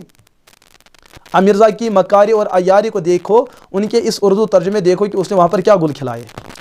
یہ جو صحابی رسول ہے حضرت سعد ابن سہل ابی وقاص رضی اللہ تعالیٰ عنہ، بڑی عجیب بات ہے۔ تاریخ البدایہ والنہایہ کے اندر امام ابن کثیر رحمۃ اللہ تعالیٰ علیہ نے 8ویں جلد صفحہ نمبر 72 کے اندر ایک عنوان قائم کیا ہے، سعد ابن ابی وقاص رضی، ان کی سوانح کو بیان کیا۔ انہوں نے وہاں پر 55 ہجری کا عنوان دے کر وہاں پر ایک روایت کو بیان کیا مصنف عبد الرزاق کے حوالے سے، امام عبد الرزاق رحمۃ اللہ تعالیٰ علیہ، وہ فرماتے ہیں وقال عبد الرزاق عن ابن جریج حدثنی زکریا ابن عمرو ان سعد بن ابی وقاص رضی اللہ تعالی عنہ وفد علی معاویہ فاقام عنده شہر رمضان یکثر الصلاة ویفطر وقال غیرہ فبایعہ وما سألہ شیئا الا اعطاہ ایاہ۔ حضرت سعد ابن ابی وقاص رضی اللہ تعالی عنہ سے متعلق روایات میں ہیں، زکریا بن عمرو فرماتے ہیں وہ حضرت امیر معاویہ کے دور خلافت میں امیر معاویہ رضی اللہ تعالی عنہ کے یہاں چل دیے اور 1 مہینہ ان کے یہاں ٹھہرے، اور وہ 1 مہینہ کون سا؟ رمضان کا مہینہ۔ فرماتے اس 1 مہینے کے اندر انہوں نے وہاں پر نماز کا قصر کیا، کیونکہ وہ جو 1 مہینہ تھا تو کہا تو یہی جاتا ہے کہ انہی کے یہاں ٹھہرے، لیکن جہاں پر ٹھہرنے کی جگہ تھی حضرت سعد ابن ابی وقاص رضی اللہ تعالیٰ عنہ دیگر مقامات پہ بھی جاتے تھے اور رات کو جو ہے امیر معاویہ کے یہاں رات گزارا کرتے تھے، یا دن میں کسی اور جگہ جاتے تھے پھر واپس آتے تھے۔ تو اس چیز کو لے کر جو انہوں نے قصر بھی کی، اور فرماتے ویفطر، اور وہ وہاں سے روزے سے نہیں رہا کرتے تھے، کیونکہ اللہ کے رسول علیہ الصلوۃ والسلام نے فرمایا یا قرآن کے اندر فمن کان منکم مریضا او علی سفر فعدۃ من ایام اخر، جو کوئی سفر شرعی پہ ہو، اگر وہ بحالت سفر رمضان کا روزہ نہ بھی رکھنا چاہے تو نہیں رکھ سکتا ہے، سفر ختم ہونے کے بعد میں قضا کرے۔ تو حضرت ابن ابی وقاص رضی اللہ تعالی عنہ نے اس رخصت سے فائدہ لیتے ہوئے انہوں نے اس مہینہ، اس سفر کے ان ایام میں انہوں نے وہاں پر روزہ نہیں رکھا، بعد میں انہوں نے قضا فرمائی۔ زکریا بن عمرو فرماتے اس کے بعد اور کچھ لوگوں نے وہاں پر یہ بھی بیان کیا کہ سعد ابن ابی وقاص رضی اللہ تعالی عنہ نے حضرت امیر معاویہ کے ہاتھ پر بیعت کی، اور دوسری بات یہ کہ حضرت سعد ابن ابی وقاص نے جو کچھ امیر معاویہ سے مانگا، چاہے اس کا تعلق دین کے مسائل کے ساتھ ہو، دنیا کے مسائل، انتظامی امور کے ساتھ ہو، عبادت کے امور کے ساتھ ہو، جو کچھ بھی ابن ابی وقاص رضی اللہ تعالی عنہ نے امیر معاویہ سے پوچھا اور مانگا، حضرت امیر معاویہ نے بھرپور طریقے سے وہ خدمت سر انجام فرمائی۔ مسلم کی روایت کا بنیادی راوی ہے سعد ابن ابی وقاص رضی اللہ تعالیٰ عنہ۔ اگر واقعتاً وہی بات ہوتی کہ امیر معاویہ نے ابن ابی وقاص کو یہ بتایا کہ آپ علی کو برا بلا کہو، تو یہ کیسے ممکن ہو سکتا ہے آج وہی صحابی حضرت معاویہ کے ہاتھ پہ بیعت کر رہے ہیں؟ کیسے ممکن ہو سکتا؟ اسی لیے میں نے عرض کیا کہ مرزا کی بہت بری عادت ہے کہ الفاظ کے معنی کو بگاڑ کر امت کے سامنے پیش کرتے، بریکٹ میں خود ہی معنی ڈالتے ہیں اور نوجوان سمجھتے ہیں کہ شاید یہی معنی حدیث کا ہے، یہ اس کی اپنی دسیسہ کاری ہوتی ہے، وہ حدیث کا بالکل بھی ترجمہ نہیں ہوتا ہے۔ دوسری بات جو ہے آپ اس کو دیکھیں، تاریخ اسلام امام ذہبی رحمۃ اللہ تعالیٰ علیہ کی کتاب ہے، اس کے اندر جلد 2 اور صفحہ نمبر 331 پہ یہ روایت موجود اور سند کے ساتھ روایت موجود ہے۔ وہاں انہوں نے قائم کیا ہے معاویہ بن ابی سفیان رضی اللہ تعالی عنہ، وہاں پر روایت موجود ہے، اور انہی صحابی سے روایت موجود ہے حضرت سعد بن ابی وقاص رضی اللہ تعالی عنہ۔ سعد بن ابی وقاص رضی اللہ تعالی عنہ خود فرماتے ہیں ما رأیت احدا بعد عثمان اقضى بحق من صاحب هذا الباب یعنی معاویہ، حضرت عثمان رضی اللہ تعالی عنہ کے بعد مجھ سعد بن ابی وقاص نے امیر معاویہ سے بڑھ کر اچھا فیصلہ دینے والا کوئی نہ دیکھا، میں نے امیر معاویہ سے بڑھ کر حق اور انصاف کا فیصلہ کرنے والا حضرت عثمان کے بعد کسی کو نہ دیکھا۔ یہ تو وہی صحابی فرما رہے ہیں جس صحابی کی بات کو لے کر امیر معاویہ نے ایک بوال کھڑا کیا ہے۔ اگر سعد ابن ابی وقاص یہ اس مسئلے خود واضح کر رہے ہیں تو مرزا خامخواہ کیوں اپنے اس ناپاک فہم کو لوگوں پر مسلط کر رہے ہیں؟ لہٰذا یہاں پر روایت میں بس اتنا ہے کہ امیر معاویہ نے سوال کرتے ہوئے سعد ابن ابی وقاص رضی اللہ تعالیٰ عنہ سے صرف اتنا پوچھا، آپ علی مرتضیٰ کو سب کیوں نہیں کرتے؟ اب یہاں پر نکتہ ہے لفظ سب کا۔ مرزا جہلمی کا جو مقصود ہے، جو مطلوب ہے، یہاں صفحہ 16 سے لے کر 20-22 تک جو انہوں نے متفرق باتوں کو جمع کیا ہے روافض کی سرپرستی اور رہنمائی میں لے کر، انہوں نے بھی لفظ سب کو کبھی اختلاف رائے کے معنی میں استعمال کیا اور کبھی برا بلا کہنے کے رائے میں اور کبھی تنقید کرنے کے معاملے میں۔ یعنی کہ لفظ سب جو ہے عربی زبان کے اندر لفظ سب سین اور با، اس کے بہت سارے معنی بنتے ہیں، بہت سارے معنی، اور یہ کوئی ہماری بات نہیں ہے، یہ اللہ کے رسول علیہ الصلوۃ والسلام کا اپنا فیصلہ ہے، یہ کوئی ہماری رائے نہیں ہے، یہ خلفائے راشدین کے یہاں مسئلہ چلا ہے، یہ کوئی ہماری بات نہیں، یہ آل بیت کے یہاں یہ واقعات موجود ہے، صحابہ کرام رضی اللہ عنہ اجمعین کے یہاں یہ واقعات موجود ہے کہ لفظ سب کا ایک ہی معنی نہیں ہے گالم گلوچ کرنا، کسی کو برا بلا کہنا، بلکہ اس کے اور بھی متعدد معنی ہے لفظ سب۔ تو یہاں پر جو روایت ہے ما منعک ان تسب ابا تراب، آپ کو کس چیز نے روکا کہ آپ ابو تراب کو سب نہ کریں؟ وہاں سعد امیر معاویہ کے ساتھ بیعت بھی کرتے ہیں، ان کی میزبانی کو قبول بھی کرتے ہیں، ان کی تعریف بھی فرماتے ہیں، ان کے منصف اور عادل ہونے کو بھی بیان کرتے ہیں، اور اس روایت سے مرزا کے ذہن کو سامنے رکھتے ہوئے یہ شبہ پیدا ہوتا ہے کہ شاید امیر معاویہ نے حضرت سعد کو یہ بتایا آپ ان کو برا بلا کہو، حالانکہ یہ بات نہیں ہے۔ اب ان دونوں باتوں کو جمع کیا جائے گا، یہ سب کا معنی کیا ہے؟ جہاں تک ہم نے اللہ کے رسول علیہ الصلوۃ والسلام کی تعلیمات کو دیکھا کہ مسلم کے اندر ایک روایت موجود ہے، مسلم کے اندر یہ روایت موجود ہے جہاں لفظ سب کو زیر بحث لایا گیا۔ پہلی بات میں یوں عرض کروں گا کہ سب کا معنی گالم گلوچ ایسا نہیں ہے، بلکہ سب کا معنی کسی کی رائے سے اختلاف کرنا۔ ایک مجتہد کا فیصلہ یہ ہے، دوسرے مجتہد کا فیصلہ اس کے برعکس ہے۔ ہم کہہ سکتے ہیں یہ دونوں آپس میں سب کر رہے ہیں ایک دوسرے کا. مراد کیا ہے؟ ایک دوسرے کی رائے سے اختلاف کر رہا ہے اور دوسرا پہلے سے اختلاف کر رہا ہے رائے کے اعتبار سے. اس کو بھی ہم کہیں گے سب. ہم مسلم شریف کی بات کریں گے. حدیث نمبر جو ہے 5947. اس کتاب کے اندر وہ میں روایت آپ کو دکھا رہا ہوں. صفحہ نمبر 188 پہ یا اسی طریقے سے 82 پہ ایک روایت موجود ہے. عنوان ہے اوپر فضائل کا. بابو کتاب الفضائل اوپر کتاب کا نام ہے. نیچے ایک ذیلی عنوان ہے باب فضل نسب النبی صلی اللہ علیہ وسلم و تسلیم الحجری علیہ قبل النبوہ. حدیث نمبر 5947. 5947 حدیث کو ہم جب پڑھتے ہیں تو دیکھیے وہ روایت کیا ہے. یہ ایک بہت بڑی روایت ہے.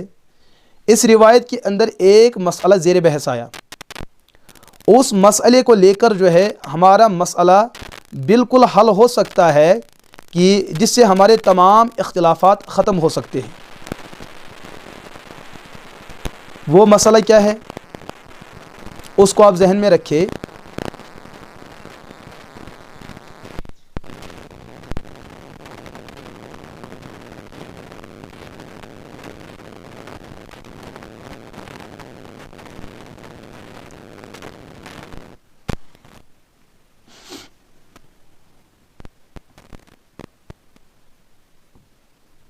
دیکھ بھائی روایت کیا ہے. حدثنا عبداللہ ابن عبد الرحمن الدارمی. روایت کے الفاظ قال حدثنا ابو علی الحنفی قال حدثنا مالک وهو ابن انس عن ابي الزبير المكي ان ابا الطفيل عامر بن واصلة اخبره ان معاذ بن جبل اخبره قال خرجنا مع رسول الله صلى الله عليه وسلم عام غزوة تبوك فكان يجمع الصلاة فصلى الظهر والعصر جميعا والمغرب والعشاء جميعا حتى إذا كان يوما أخر الصلاة ثم خرج فصلى الظهر والعصر جميعا ثم دخل ثم خرج بعد ذلك فصلى المغرب والعشاء جميعا ثم قال إنكم ستأتون غدا إن شاء الله عين تبوك وإنكم لن تأتوها حتى يزحي النهار فمن جاءها منكم فلا يمس من مائها شيئا حتى آتي فجئناها وقد سبقنا إليها رجلان والعين مثل الشراك تبز بشيء من ماء قال فسألهما رسول الله صلى الله عليه وسلم هل مسستما من مائها شيئا قال نعم فصبهما النبي صلی اللہ علیہ وسلم. یہ لفظ میں نے یہاں عرض کرنا ہے. غزوہ تبوک کے موقع پہ اللہ کے رسول علیہ الصلوۃ والسلام نے صحابہ کو کچھ ہدایات فرمائی. پھر یہ فرمایا کہ تبوک کے مقام پہ ایک چشمہ ہے, پانی کا چشمہ, تو آپ وہاں پہنچ جاؤ لیکن اس چشمے کے اندر جو پانی ہے اس کو چھونا نہیں. یہ بات حضور نے صحابہ سے بتائی. صحابہ فرماتے ہم جب وہاں پہنچے کہ ہمارے پہنچنے سے پہلے وہاں 2 آدمی پہنچ چکے تھے. اب یہ مسئلہ پتہ نہیں کہ وہ 2 صحابہ بھی انہی کے ساتھ تھے یا وہ ان سے پہلے اپنی ضرورت کے لیے وہاں گئے ہوئے تھے اور انہوں نے اپنی ضرورت کے پیش نظر پانی کو چھویا. جب اللہ کے رسول علیہ الصلوۃ والسلام تبوک کے مقام پر پہنچے پھر حضور نے وہاں صحابہ کو معلوم کیا کہ آپ لوگوں میں سے کسی نے اس پانی کو تو نہیں چھویا. وہ 2 لوگ سامنے آتے ہیں, اللہ کے رسول علیہ الصلوۃ والسلام کے سامنے فرماتے جی ہم 2 لوگوں نے پانی کو چھویا. روایت کے اندر کیا الفاظ ہے؟ فصبہما النبی. یہی سب حضور نے ان دونوں کا سب کیا. کیا مرزا جہلمی کے بقول سب کا معنی گالی ہوتا ہے؟ اگر اس کے معنی کے اعتبار سے سب کا معنی صرف گالی ہوتا ہے تو کیا کوئی مرزا جہلمی یا اس کا کوئی فالوور, کوئی معتقد, اسی طریقے سے مودودیت سے وابستہ, رافضیت سے وابستہ کوئی یہ شخص جسارت کر سکتا ہے کہ پیغمبر نے ان کو گالی گلوچ دی؟ کوئی کہہ سکتا ہے؟ کوئی اتنی جسارت کر سکتا ہے؟ ہر کوئی کہے گا نہیں, یہاں پر تو معنی کوئی اور ہے. ہم نے کہا وہ کون سا معنی ہے؟ فرماتے وہ یہ کہ حضور علیہ الصلوۃ والسلام ان کی تنقید فرمائی کہ آپ کو ایسا نہیں کرنا چاہتا. گالم گلوچ نہیں, نبوت کی شان نہیں کہ حضور کسی کو برا بلا کہے. حضور نے ان کو اس معاملے میں زجر فرمائی, توبیخ فرمائی کہ میں نے تو منع کیا تھا, آپ لوگوں نے ایسا کیوں کیا؟ تو یہاں سب کا معنی مرزا کے یہاں بھی, مودودیت کے معنی یہاں بھی, اہل سنت کے تمام مکاتب فرقے یہاں معنی اس سب کا معنی ہوگا اختلاف کرنا.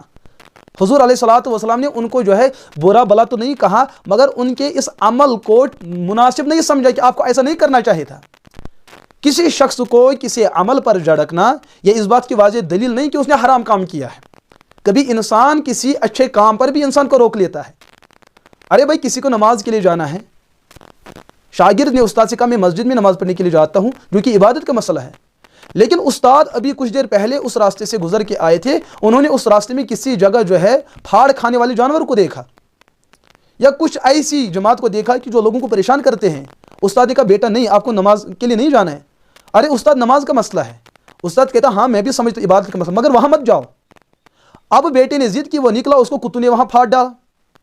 تو استاد نے ایک اچھے کام سے روکا، لیکن روکنے کا مقصد یہ نہیں ہے کہ آپ کوئی برا کام کرنے جا رہے ہیں، بلکہ کبھی کسی اچھے کام سے روکنے کا مقصد یہ بھی ہوتا ہے کہ آگے جس نقصان سے اس کو دوچار ہونا پڑے اس نقصان سے اس کو بچانا۔ تو حضور علیہ الصلوۃ والسلام نے ان دو شخصوں کو جو ہے کچھ کہا، لیکن اس کا مطلب یہ نہیں کہ انہوں نے کچھ برا کام کیا، انہوں نے کوئی حرام کام کیا۔ حضور علیہ الصلوۃ والسلام کا مقصود یہ تھا کہ آپ اس پانی کے ساتھ ہاتھ نہ لگانا، یہ کوئی الگ معاملہ تھا، اس کا پس منظر مجھے اس وقت عرض نہیں کرنا ہے۔ تو یہاں پتہ چلا کہ لفظ سب کا معنی صرف گالی نہیں ہوتا ہے، کسی کے عمل پر تنقید کرنا، اس کی نصیحت کرنا، یہ بھی سب کا معنی ہوتا ہے۔ یہ مسئلہ تو مسلم نے حل کر دیا ہے۔ آگے جو ہے اسی مسئلے کو جو ہے ہم بخاری کے اندر دیکھیں گے۔ بخاری کے اندر ایک واقعہ موجود ہے، بخاری کے اندر ایک واقعہ موجود ہے، میں اسی کتاب کو کھول لیتا ہوں۔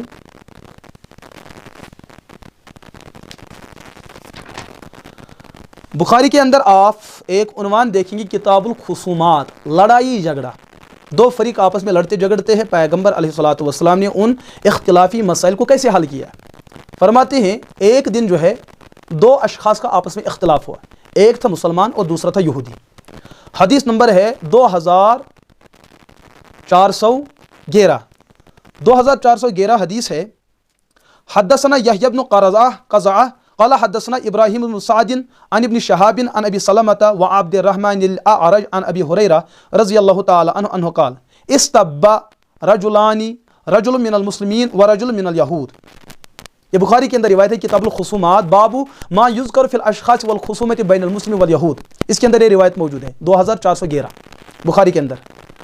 ابو ہریرہ رضی اللہ تعالی عنہ فرماتے استب رجلان، دو آدمیوں نے ایک دوسرے کا آپس میں سب کیا حضور کی موجودگی میں، ان میں ایک مسلمان تھا اور دوسرا یہودی تھا، اور وہ سب کیا تھا؟ اگر مرزا کا معنی یہ ہے کہ سب کا معنی گالی ہی ہے، اب یہاں دیکھو لفظ سب کا لفظ کس چیز کے لیے استعمال کیا، مسلمان نے کیا کہا اور یہودی نے کیا کہا۔ رجل من فقال المسلم والذی اصطفى محمد علی العالمین، جب مسلمان نے سب کیا تو اس نے سب کرتے ہوئے یہ کہا کہ تمام تعریفیں اس اللہ کے لیے جس نے محمد عربی علیہ الصلوۃ والسلام کو تمام عالم پر، تمام انسانیت پر، تمام مخلوقات پر فوقیت بخشی ہے۔ یہ لفظ کوئی گالی ہوئی؟ یہود نے کیا کہا؟ والذی اصطفى موسیٰ علی العالمین، یہود نے کہا کہ موسیٰ ہی تمام عالموں پر فضیلت رکھنے والے ہیں، یہ بھی کوئی گالی ہوئی؟ نہ گالی یہود نے دی، نہ گالی مسلمان نے دی۔ انہوں نے ایک علمی مکالمہ یہ پیش کیا کہ انبیاء میں سب سے زیادہ فضیلت کس کو حاصل ہے، اور یہ واقعہ حضور علیہ الصلوۃ والسلام کی موجودگی میں ہوتا ہے۔ اگر سب کا معنی گالی ہی ہوتا تو حضور منع کر لیتے، حضور نے منع نہیں کیا، حضور نے رضامندی کا اظہار کیا اور دونوں کے درمیان ایک متفق علیہ فیصلہ سنایا۔ لیکن یہاں پر مجھے صرف اتنا عرض کرنا ہے کہ سب کا معنی صرف گالی نہیں، بلکہ ان کی رائے الگ تھی، ان کی رائے الگ تھی۔ مسلمان کی رائے یہ ہے کہ مسلمان کی رائے یہ ہے کہ نبی تمام مخلوقات سے بالا ہے، فوقیت رکھتے ہیں، اور یہود کا نظریہ یہ تھا کہ موسیٰ علیہ الصلوۃ والسلام تمام انسانیت، تمام مخلوقات سے بالا اور برتر ہے۔ اس چیز کو بھلا کون گالی کہہ سکتا ہے؟ اس روایت کو لے کر بھی ہر کوئی مسلمان یہی ترجمہ کرے گا کہ سب کا یہاں معنی گالی نہیں ہے، سب کا معنی یہاں اختلاف رائے، یہود کی رائے الگ ہے، مسلمان کی رائے الگ ہے، یہود کا نظریہ الگ ہے اور مسلمان کا نظریہ الگ ہے۔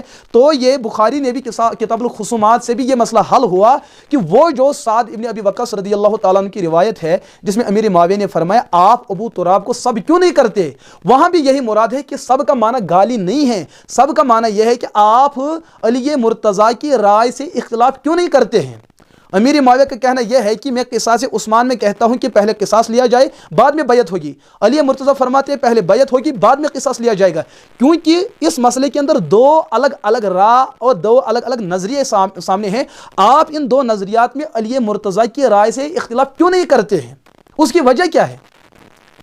جب اس وجہ پر گفتگو کی گئی امام مسلم رحمۃ اللہ تعالیٰ علیہ کے شارح امام نووی رحمۃ اللہ تعالیٰ علیہ نے اس روایت کو لے کر جو ہے وہاں پر بہت ہی بڑی تفصیل فرمائی، وہ بھی میں آپ کے سامنے عرض کروں گا کہ امام نووی رحمۃ اللہ تعالیٰ علیہ نے وہاں پر کیا گفتگو فرمائی، جہاں پر روایت کے اندر جو ہے سعد بن ابی وقاص رضی اللہ تعالیٰ عنہ کو یہ جو پوچھا گیا کہ آپ علی مرتضیٰ کی رائے سے اختلاف کیوں نہیں کرتے ہیں، حضرت معاویہ نے صرف یہ اس وجہ سے پوچھا آپ ان کی رائے سے اختلاف اس وجہ سے تو نہیں کرتے ہیں کہ آپ کو ان کا احترام ہے، علی مرتضیٰ کے احترام کی وجہ سے آپ ان کی رائے سے اختلاف نہیں کرتے ہیں، یا آپ ان کی رائے سے اس وجہ سے اختلاف نہیں کرتے کہ آپ کو ڈر ہے،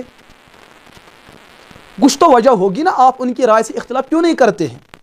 فرماتے ہیں امام نووی فرماتے ہیں ان معاویہ قال لسعد بن ابی وقاص ما منعك ان تصب التراب قال العلماء الاحاديث الواردة التي في ظاهرها دخل على صحابي يجب تعويلها قال ولا يقع في رواية الثقات الا ما يمكن تعويله فقول معاویہ هذا ليس فيه تصریح بانه امر سعدا بسبه، اس روایت میں یہ صراحت نہیں ہے کہ امیر معاویہ نے حضرت سعد کو یہ فرمائی کہ تم علی کو برا بلا کہو، اس روایت میں یہ بالکل بھی موجود نہیں ہے۔ وَإِنَّمَا سَأَلَهُ عَنِ السَّبَبِ الْمَانِعِ لَهُ مِنَ السَّبْ، امیر معاویہ تو حضرت سعد بن ابی وقاص سے صرف اتنا پوچھتے تھے کہ آپ کو کون سی رکاوٹ ہے کہ آپ امیر معاویہ سے اختلاف رائے نہیں کر رہے ہو، کون سی رکاوٹ ہے، وہ سبب اور وہ وجہ کیا ہے؟ کانو یقول هل امتنعت منه تورعا او خوفا او غیر ذلك فإن كان تورعا واجلالا عن السبب فأنت مصيب محسن وإن كان غیر ذلك فله جواب آخر۔ امیر معاویہ نے یہ فرمایا اگر آپ علی مرتضیٰ کی رائے سے اختلاف اس وجہ سے نہیں کرتے ہیں کہ آپ ان کے احترام کی وجہ سے خاموش ہیں، تب تو آپ کو ثواب ہی ثواب ہے، اگر کوئی اور وجہ ہے کہ آپ علی مرتضیٰ کی رائے سے اختلاف نہیں کر رہے ہیں تو پھر تو اس کا جواب کوئی اور ہو سکتا ہے۔ روایت میں صراحتاً اولاً یہ تو موجود ہے نہیں کہ علی مرتضیٰ کو برا بلا کہنے کا حکم دیا گیا، یہ تو روایت کے اندر ہے ہی نہیں۔ مسلم کا سب سے بڑا شاعر امام نووی رحمۃ اللہ تعالیٰ، یہ بات صرف انہی کی نہیں ہے، یہاں تو عجیب غریب بات ہے، بڑے بڑے محدثین نے اس بات کو لیا ہے، بڑے بڑے محدثین نے، لیکن یہ جو ہے مرزا جہلمی کا کیا کہا جائے، مرزا جہلمی جو ہے اپنے لیے ان چیزوں کی گنجائش چھوڑتے ہیں، ہم کسی کو برا بلا کہے ہمیں کوئی برا بلا نہ کہے، لیکن جو متقدمین محدثین نے ان احادیث کی وضاحت فرمائی ہے، مرزا جہلمی یہ کہہ کر طعنہ دیتے ہیں نہ میں بابی نہ میں وہابی، میں ہوں مسلم علمی کتابی۔ ارے بھائی مسلم علمی کتابی کون سی کتاب ہے؟ ان احادیث کو پہلے محدثین سے زیادہ کون سمجھنے والا ہوا؟ کیا ان کے دل میں عظمت علی مرتضیٰ نہیں تھی؟ کیا ان کے دل میں احادیث کا احترام نہیں تھا؟ صرف آج کے دور میں حرام پر پلنے والا مرزا جہلمی کو احادیث کا احترام ہو سکتا ہے، ان لوگوں کو احترام دل میں نہیں تھا؟ ایسے کیسے ہو سکتا ہے؟ اکمال المعلم کے اندر بھی یہی بات موجود ہے جو میں نے عرض کی کہ امام نووی نے جو وضاحت اس حدیث کی فرمائی کہ وہاں مسئلہ یہ نہیں تھا کہ حضرت سعد کو حکم دیا گیا کہ آپ برا بلا کہو، بس اتنا پوچھا گیا کہ آپ نے ان کی رائے سے اختلاف کیوں نہیں کیا، وجہ پوچھی گئی اختلاف نہ کرنے کی۔ اسی بات کو لکھا ہے مجموع البحار کے اندر شیخ محمد طاہر الہندی رحمۃ اللہ تعالیٰ علیہ نے، الناہی عن طعن معاویہ کے اندر عبدالعزیز رحمۃ اللہ علیہ نے یہ بات بیان کی، اور دیگر مقامات کے اندر بھی یہ اس روایت کی اسی وضاحت کو زیر بحث لایا گیا۔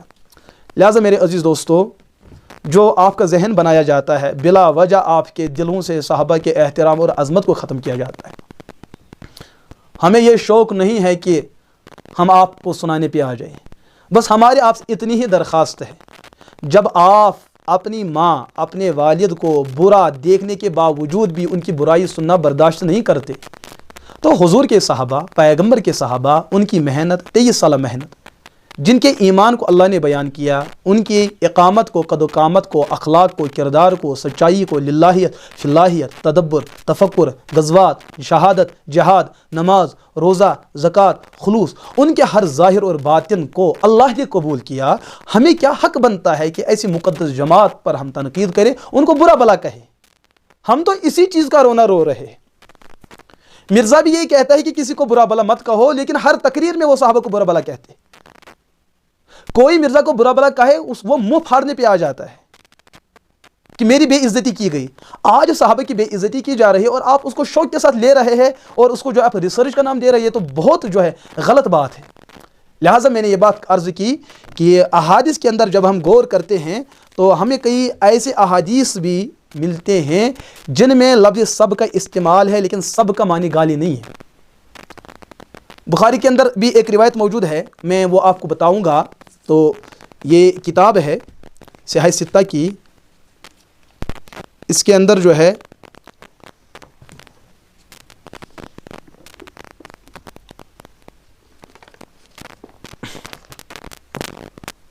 بخاری کی یہ جو روایت ہے، یہ بخاری کے اندر جو ہے کتاب الدعوات حدیث نمبر 6361 6361 کے اندر یہ روایت موجود ہے بخاری کے اندر۔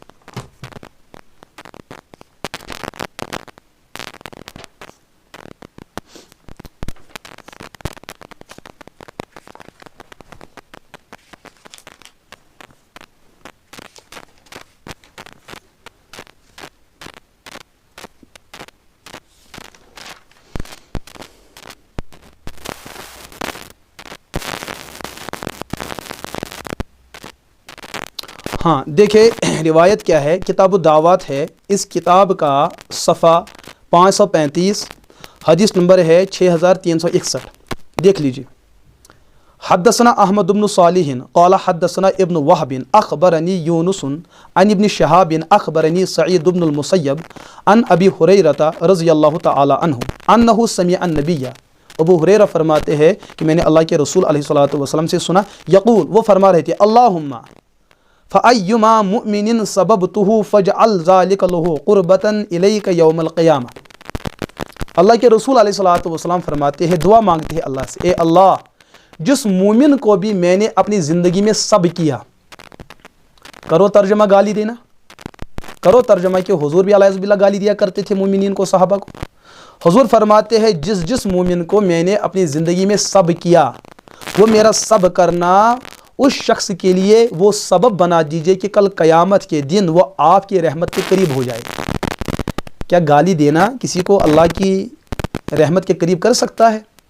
یہاں پر مرزا جہلمی میں کون سا ترجمہ کریں گے؟ ہاں مودودیان کون سا ترجمہ کریں گے؟ دیگر لوگ کون سا ترجمہ کریں گے؟ تو یہاں سب کا معنی کیا ہے؟ حضور علیہ الصلوۃ والسلام نے زندگی میں رہ کر ایسے فیصلے بھی لیے ہیں جہاں دو فریق سامنے آتے ہیں، دونوں فریق میں سے کسی کو درست مانا اور کسی کو غلط مانا، لیکن وہ اعمال کے درجے میں تھا، تو حضور نے دونوں میں سے کسی رائے سے اتفاق کیا، دوسری کی رائے سے اختلاف کیا، یہ سب ہے۔ ایک کو بتائے کہ آپ کا فیصلہ ٹھیک ہے، اس کا فیصلہ ٹھیک نہیں ہے، تو یہ چیزیں حضور علیہ الصلوۃ والسلام کی زندگی مبارک میں ہوتی رہی، تو حضور نے فرمایا تو دنیاوی اعتبار سے ان لوگوں تو تکلیف ہوئی ہوگی، دنیا کے مزاج اور ماحول کے اعتبار سے، باقی نبوت کا تعلق ہے تو تکلیف تو نہیں ہونی ہے، کیونکہ ایک صحابی ہو وہ بھلا حضور کے فیصلے پہ کیسے ناراض ہو سکتا ہے؟ لیکن دنیاوی اعتبار سے اگر ان کے دل میں کوئی ناراضگی آ چکی ہو اس فیصلے کو سامنے رکھتے ہوئے، تو میں درخواست کرتا ہوں اے اللہ آپ سے کہ آپ میرے اس سب کو اختلاف رائے کو ان کے لیے رحمت بنا دیجیے۔ یہ ہے بخاری کا فیصلہ کتاب الدعوات کے اندر۔ آپ کوئی غیرت کرے کہ کوئی یہ کہے کہ حضور علیہ الصلوۃ والسلام بھی گالی دیا کرتی تھی علیہ باللہ؟ کوئی غیرت کر سکتا ہے؟ کوئی جسارت کر سکتا ہے؟ ہم نے پہلے دن سے کہا کہ جہاں روایت میں یہ مسئلہ آیا ہے کہ حضرت علی کو سب کیوں نہیں کیا گیا، کیونکہ حضرت علی کے ساتھ امیر معاویہ دیگر صحابہ آپس میں دو فریق تھے، ان کا قصاص سے قتل عثمان کے معاملے میں دو رائے چل رہی تھی، تو اسی وجہ سے ایک دوسرے سے پوچھا جاتا تھا کہ آپ ان کے ساتھ اس مسئلے میں اختلاف کیوں نہیں کرتے ہیں، ہمارے دلائل یہ ہے، ان کے دلائل وہ ہے۔ یہ تو ایک اجتہادی مسئلہ تھا، ایک دوسرے سے پوچھتا ہے، مثلا ہم جب کسی سے آپ حنفی ہو یا جو ہے شافعی ہو، جی میں حنفی ہوں، کیوں؟ اب وہ دلائل دینے پہ آ جاتا ہے، ارے امام شافعی کے دلائل یہ ہے، ہم کہتے ہیں یہ اختلاف رائے ہے، اختلاف رائے، اس کو گالم گلوچ سے تعبیر نہیں کیا جا سکتا ہے۔ اچھا آگے بڑھتے ہیں، حضور علیہ الصلوۃ والسلام سے مسئلہ حل ہوا کہ سب کا معنی جو ہے وہ گالم گلوچ ہی نہیں ہوتا ہے، اختلاف رائے بھی ہوتا ہے، بلکہ جو ہے بخاری کے اندر ایک روایت موجود ہے، آپ پڑھیں گے کہ بخاری کے اندر آل بیت کا ایک مسئلہ جو ہے زیر بحث آیا۔ آل بیت سے مراد حضرت علی مرتضیٰ رضی اللہ تعالی عنہ، ان کا مسئلہ، اور ان کے چچا حضرت عباس رضی اللہ تعالی عنہ، ان دو کا اراض فدق کے بارے میں کچھ آپس میں اختلاف چلا۔ یہ جو اختلاف چلا تو یہ مسئلہ حضرت عمر رضی اللہ تعالی عنہ کے دربار میں پہنچا، وہاں پر اس مسئلے کو زیر بحث لایا گیا۔ وہ مسئلہ کیا ہے؟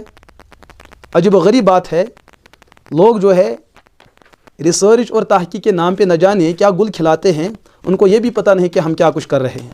بخاری کے اندر آپ پڑھیں گے کتاب المغازی، غزوات، جنگ، جہاد کی بات، اور یہ جو صحیح ستہ کا مجموعہ ہے اس کا صفحہ 329 ہے، اور حدیث نمبر ہے 4033۔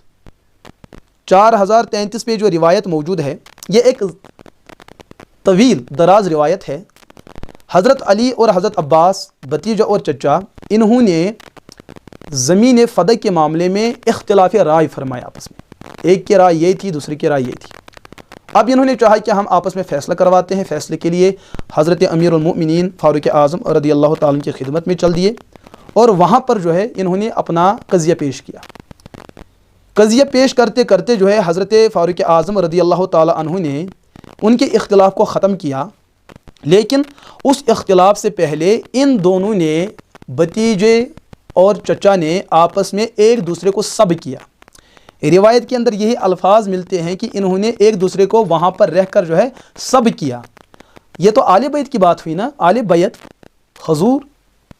حضور کے گھر کے افراد جو ہے جن کے ساتھ ہمارے ایمان کا رشتہ ہے، ہمارے اسلام کا رشتہ ہے، ہمارے اخلاق، ہمارے کردار کا رشتہ ہے، ہماری آخرت کی کامیابی اور کامرانی کا رشتہ ہے، وہاں پر پہنچ کر ان دونوں نے آپس میں ایک دوسرے کو سب کیا۔ روایت کے اندر ہے وَهُمَا يَخْتَصِمَانِ فِي الَّذِي أَفَاءَ اللَّهُ عَلَى رَسُولِهِ مِن مَالِ بَنِي النَّضِيرِ فَاسْتَبَّ عَلِيٌّ وَعَبَّاسٌ، علی اور عباس نے آپس میں سب کیا۔ یہ بخاری کی روایت ہے، کتاب المغازی۔ اور اچھا، مسلم کے اندر ایک روایت ہے، حدیث نمبر 2277۔ امام مسلم رحمۃ اللہ علیہ نے وہاں پر ایک عنوان قائم کیا، کتاب الزکوٰۃ۔ پھر ایک ذیلی عنوان ہے، باب فی تقریب الزکوٰۃ و منعہا۔ اسی کتاب کے صفحہ نمبر 832 پہ یہ حدیث موجود ہے، 2277۔ وہاں پر ایک روایت موجود ہے جس میں اللہ کے رسول علیہ الصلوۃ والسلام نے یہ فرمایا کہ باپ کا بھائی باپ ہی ہوتا ہے، باپ کا بھائی یعنی کہ چچا، یہاں عباس چچا ہے اور علی مرتضیٰ بھتیجا ہے، تو حضور کے فیصلے کے مطابق عباس علی کے والد کے درجے میں ہیں، لہٰذا جیسے احترام باپ کو دیا جائے ویسے ہی احترام چچا یعنی کہ باپ کے بھائی کو بھی دینا لازم اور ضروری ہے۔ تو علی مرتضیٰ ان تمام روایت کو سامنے رکھتے ہوئے اپنے چچا کو کیسے گالی دے سکتے ہیں؟ اگر مرزا کا ہی ترجمہ لیا جائے کہ گالی دینا، تو یہاں پر تو گالی دینا ترجمہ بن جائے گا الیاذ باللہ کہ کیا آل بیت بھی آپس میں ایک دوسرے کو گالی دیا کرتے تھے؟ اہل سنت کہے گی نہ بھائی نہ، ہمارا کہنا یہ ہے ہم کسی بھی عربی لفظ کی تمام لغات اور معنی پر بھرپور نظر رکھنے والے لوگ ہیں۔ سب کا معنی صرف گالی دینا نہیں ہوتا ہے، سب کا ایک معنی یہ بھی ہے کہ کسی کی رائے سے اختلاف کرنا۔ علی چاہتے تھے اراضی فدق کو اس طریقے سے استعمال میں لایا جائے، عباس کہتے تھے اس طریقے سے لایا جائے۔ جب ان کا آپس میں اس قضیے میں اختلاف رائے ہوا، اس کا ازالہ کرنے کے لیے، دفیہ کرنے کے لیے وہ حضرت فاروق اعظم رضی اللہ تعالیٰ کی عدالت میں آتے ہیں اور مسئلے کا حل لے کے جو ہے باطمینان اور رضا رغبت کے واپس دونوں چلے جاتے ہیں۔ لیکن کل کوئی رافضی، کوئی بغیرت، کوئی دشمن دین، اہل بیت کا گستاخ یہ کہہ کر کھڑا ہو جائے کہ بخاری کے اندر روایت ہے 2277 پہ، ہاں کتاب زکوٰۃ کے اندر یہ روایت ہے باب فی تقدیم الزکوٰۃ و منعہا، اس کے اندر علی مرتضیٰ اور ان کے چچا آپس میں لڑ پڑے، گالم گلوچ کرتے رہے۔ کیا آپ کو اسی چیز کا انتظار ہے کل امت کو اس طریقے سے گمراہ کیا جائے؟ ہر آئے دن جو ہے امت گمراہ ہوتی چلی جا رہی ہے، اسی قسم کی احادیث کو امت کے سامنے پیش کیا جائے۔ اسی وجہ سے اہل سنت کا کردار یہ ہے، ہم نے چور دروازے کو بند کرنا ہے۔ حضور کی سنت کے فیصلے سے، اللہ کے فیصلے سے، صحابہ کرام کے فیصلے سے، وہ یہ ہے کہ لفظ سب کا معنی صرف گالی نہیں ہوتا ہے، سب کا معنی اختلاف رائے بھی ہوتا ہے، بلکہ ایک روایت میں یہ بھی آیا ہے کہ سب کا معنی کسی کو غیرت دلانا، کسی کو آر دلانا۔ روایت بخاری کے اندر یہ روایت بھی موجود ہے۔ اب اس وقت مجھے اب اس تفصیل میں نہیں جانا ہے، لیکن ان چیزوں کو لے کر جو ہے مرزا جہلمی نے نہ جانے ایک اکھاڑا پیدا کر دیا۔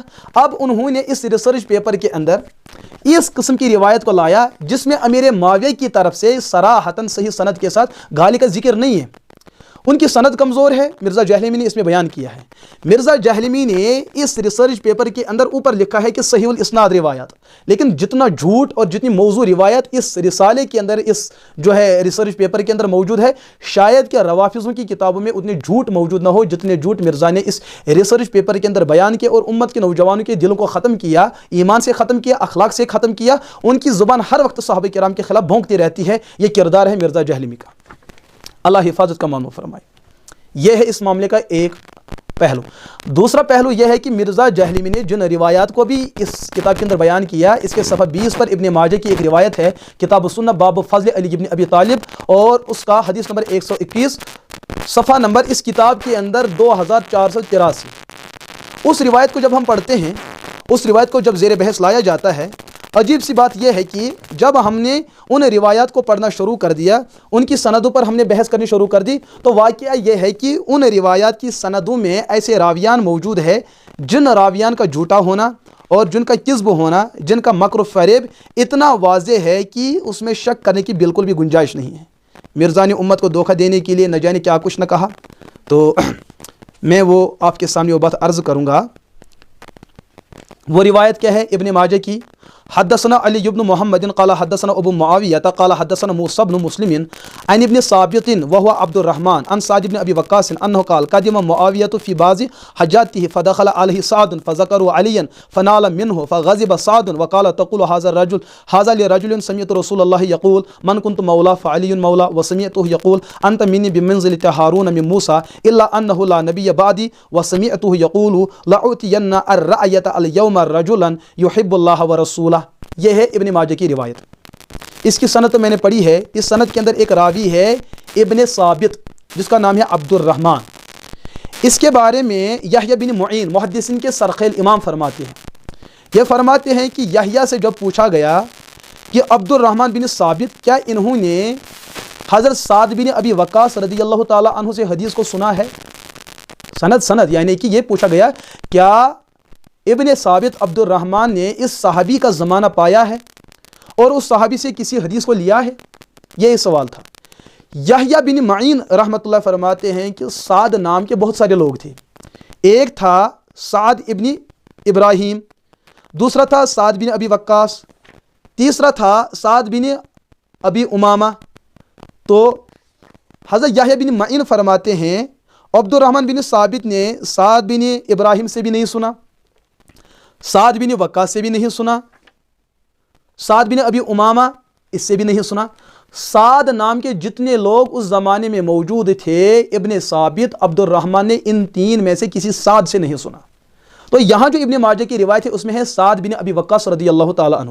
جب ابن ثابت عبد الرحمن نے اس صحابی سے اس حدیث کو سنا ہی نہیں، تو حدیث کیسے صحیح سند؟ یہ تو ضعیف ہے، اس میں انقطاع ہے، اس میں طالب علم نے استاد سے سنا نہیں، تو حدیث کی سند کہاں ٹھیک ہوئی؟ یہ حدیث تو ضعیف سند ٹھہری، لیکن مرزا نے امت کو گمراہ کرنے کے لیے نمبری تو ڈالی اور اوپر لکھا اس کی سند صحیح ہے۔ اگر کسی ایک شخص نے اس حدیث کی سند کو ٹھیک لکھا ہے، ہم کہتے ہیں اس نے غلط کیا ہے، اس سے غلطی ہو گئی ہے۔ لیکن یہ جو مرزا امت کو دھوکہ دیتا ہے کہ ہم بابی لوگ نہیں ہیں، آپ نے اگر اس حدیث کو صحیح کہا ہے کسی باب کی تقلید میں ہی رہ کر آپ نے اس کو صحیح کہا ہوگا، ورنہ محدثین نے اول دن سے اس راوی پر جرح کی ہے کہ اس نے جو ہے سعد بن ابی وقاص سے جب روایت کو سنا ہی نہیں ہے، تو یہ حدیث کیسے جو ہے سند کے اعتبار سے صحیح ثابت ہو جائے گی۔ آگے فرماتے اس حدیث کی سند میں ایک دوسرا راوی ہے ابو معاویہ جن کا نام ہے محمد بن خازم۔ ان کے بارے میں ابن حجر اسقلانی فرماتے ہیں یہ آدمی تو کمال کا ہے، ثقۃ احفظ الناس لحدیث اعمش وقد یہم فی غیر التقریب، روایت نمبر 5841۔ اس ابو معاویہ محمد بن خازم کے بارے میں بتایا گیا یہ آدمی تو خود ٹھیک ہے، یہ جب حدیث بیان کرے گا امام اعمش سے تو سمجھ لینا چاہیے اس کی حدیث ٹھیک ہے، لیکن امام اعمش کو چھوڑ کر اگر یہ کسی اور سے حدیث لیتا ہے تو سمجھنا چاہے کہ اس کی حدیث میں وہم ہے، اس کی حدیث میں گڑبڑ ہے۔ اور ابن ماجہ کی یہاں پر جو یہ حدیث بیان کرتے ہیں حدثنا ابو معاویہ قال حدثنا موسى بن مسلم، یہاں پر ابو معاویہ جو ہے امام اعمش سے حدیث بیان نہیں کرتے ہیں، بلکہ یہاں پر ابو معاویہ حدیث لیتے ہیں موسیٰ بن مسلم سے۔ تو ابن حجر رحمۃ اللہ تعالیٰ علیہ فرماتے اس کی حدیث اس موقع پر قابل قبول نہیں ہے، مگر مرزا جہلمی کو جھوٹ بولنے کی اتنی عادت پڑ چکی ہے کہ جھوٹ اتنا بولو کہ جھوٹ سچ ہو جائے۔ یہی وجہ ہے کہ امام بخاری رحمۃ اللہ تعالیٰ علیہ نے جب بخاری کے اندر ابو معاویہ کی حدیث کو لیا ہے تو صرف ان حدیثوں کو لیا ہے جو امام اعمش سے منقول ہے، جو امام اعمش سے منقول نہیں ہے ان روایت کو اصالتاً بیان نہیں کیا ہے۔ امام بخاری کا بھی یہی سنی بتاتا ہے کہ یہ روایت جو ہے جس روایت کے اندر ابو معاویہ ہو اور وہاں امام اعمش کے علاوہ کوئی اور ہو، اس روایت کو قبول ہم نہیں کر سکتے۔ امام ذہبی رحمۃ اللہ علیہ بیان کرتے ہیں ثبت فی العامش الکاشف صفحہ نمبر 532 کے اندر، جب ابو معاویہ امام عامش سے حدیث بیان کرتے ہیں تو قابل قبول، جب امام عامش کو چھوڑ کر کسی اور سے نقل کرتے ہیں تو وہ روایت قابل قبول نہیں ہے۔ بات کچھ بڑھ چکی ہے، اختصاراً اگلی نشست میں اس بات کو اور بھی زیر بحث لایا جائے گا۔ یہاں پر اپنی بات کا اختتام کرتے ہوئے میں یہ بات عرض کروں گا، مرزا کا جو یہ ریسرچ پیپر کا جو سلسلہ ہے، آپ واقعتاً امانت اور دیانت کے ساتھ یہ بات یاد رکھے، جتنا جھوٹ مرزا جہلمی نے اس ریسرچ پیپر کے اندر بولا ہے، شاید کہ ابلیس نے بھی اپنی زندگی میں اتنا جھوٹ بولا، وقت کے فرعون نے شاید اپنی زندگی میں اتنا جھوٹ بولا۔ یہ اوپر سے لے کر نیچے تک اس کا جو حصہ قابل قبول ہے اس کو ہم تسلیم کرتے ہیں۔ حضرت علی کے فضائل کا بھلا کون انکار کر سکتا ہے؟ آل بیت کی عظمتوں اور ان کے احترام تقدس کو کون انکار کر سکتا ہے؟ لیکن آل بیت سے محبت کا تقاضا یہ نہیں ہے کہ صحابہ سے دشمنی مولی جائے۔ ہمارا ایمان یہ ہے صحابہ کو بھی مانا جائے، ان کی بھی مانی جائے، آل بیت کو مانا جائے، ان کی مانی جائے۔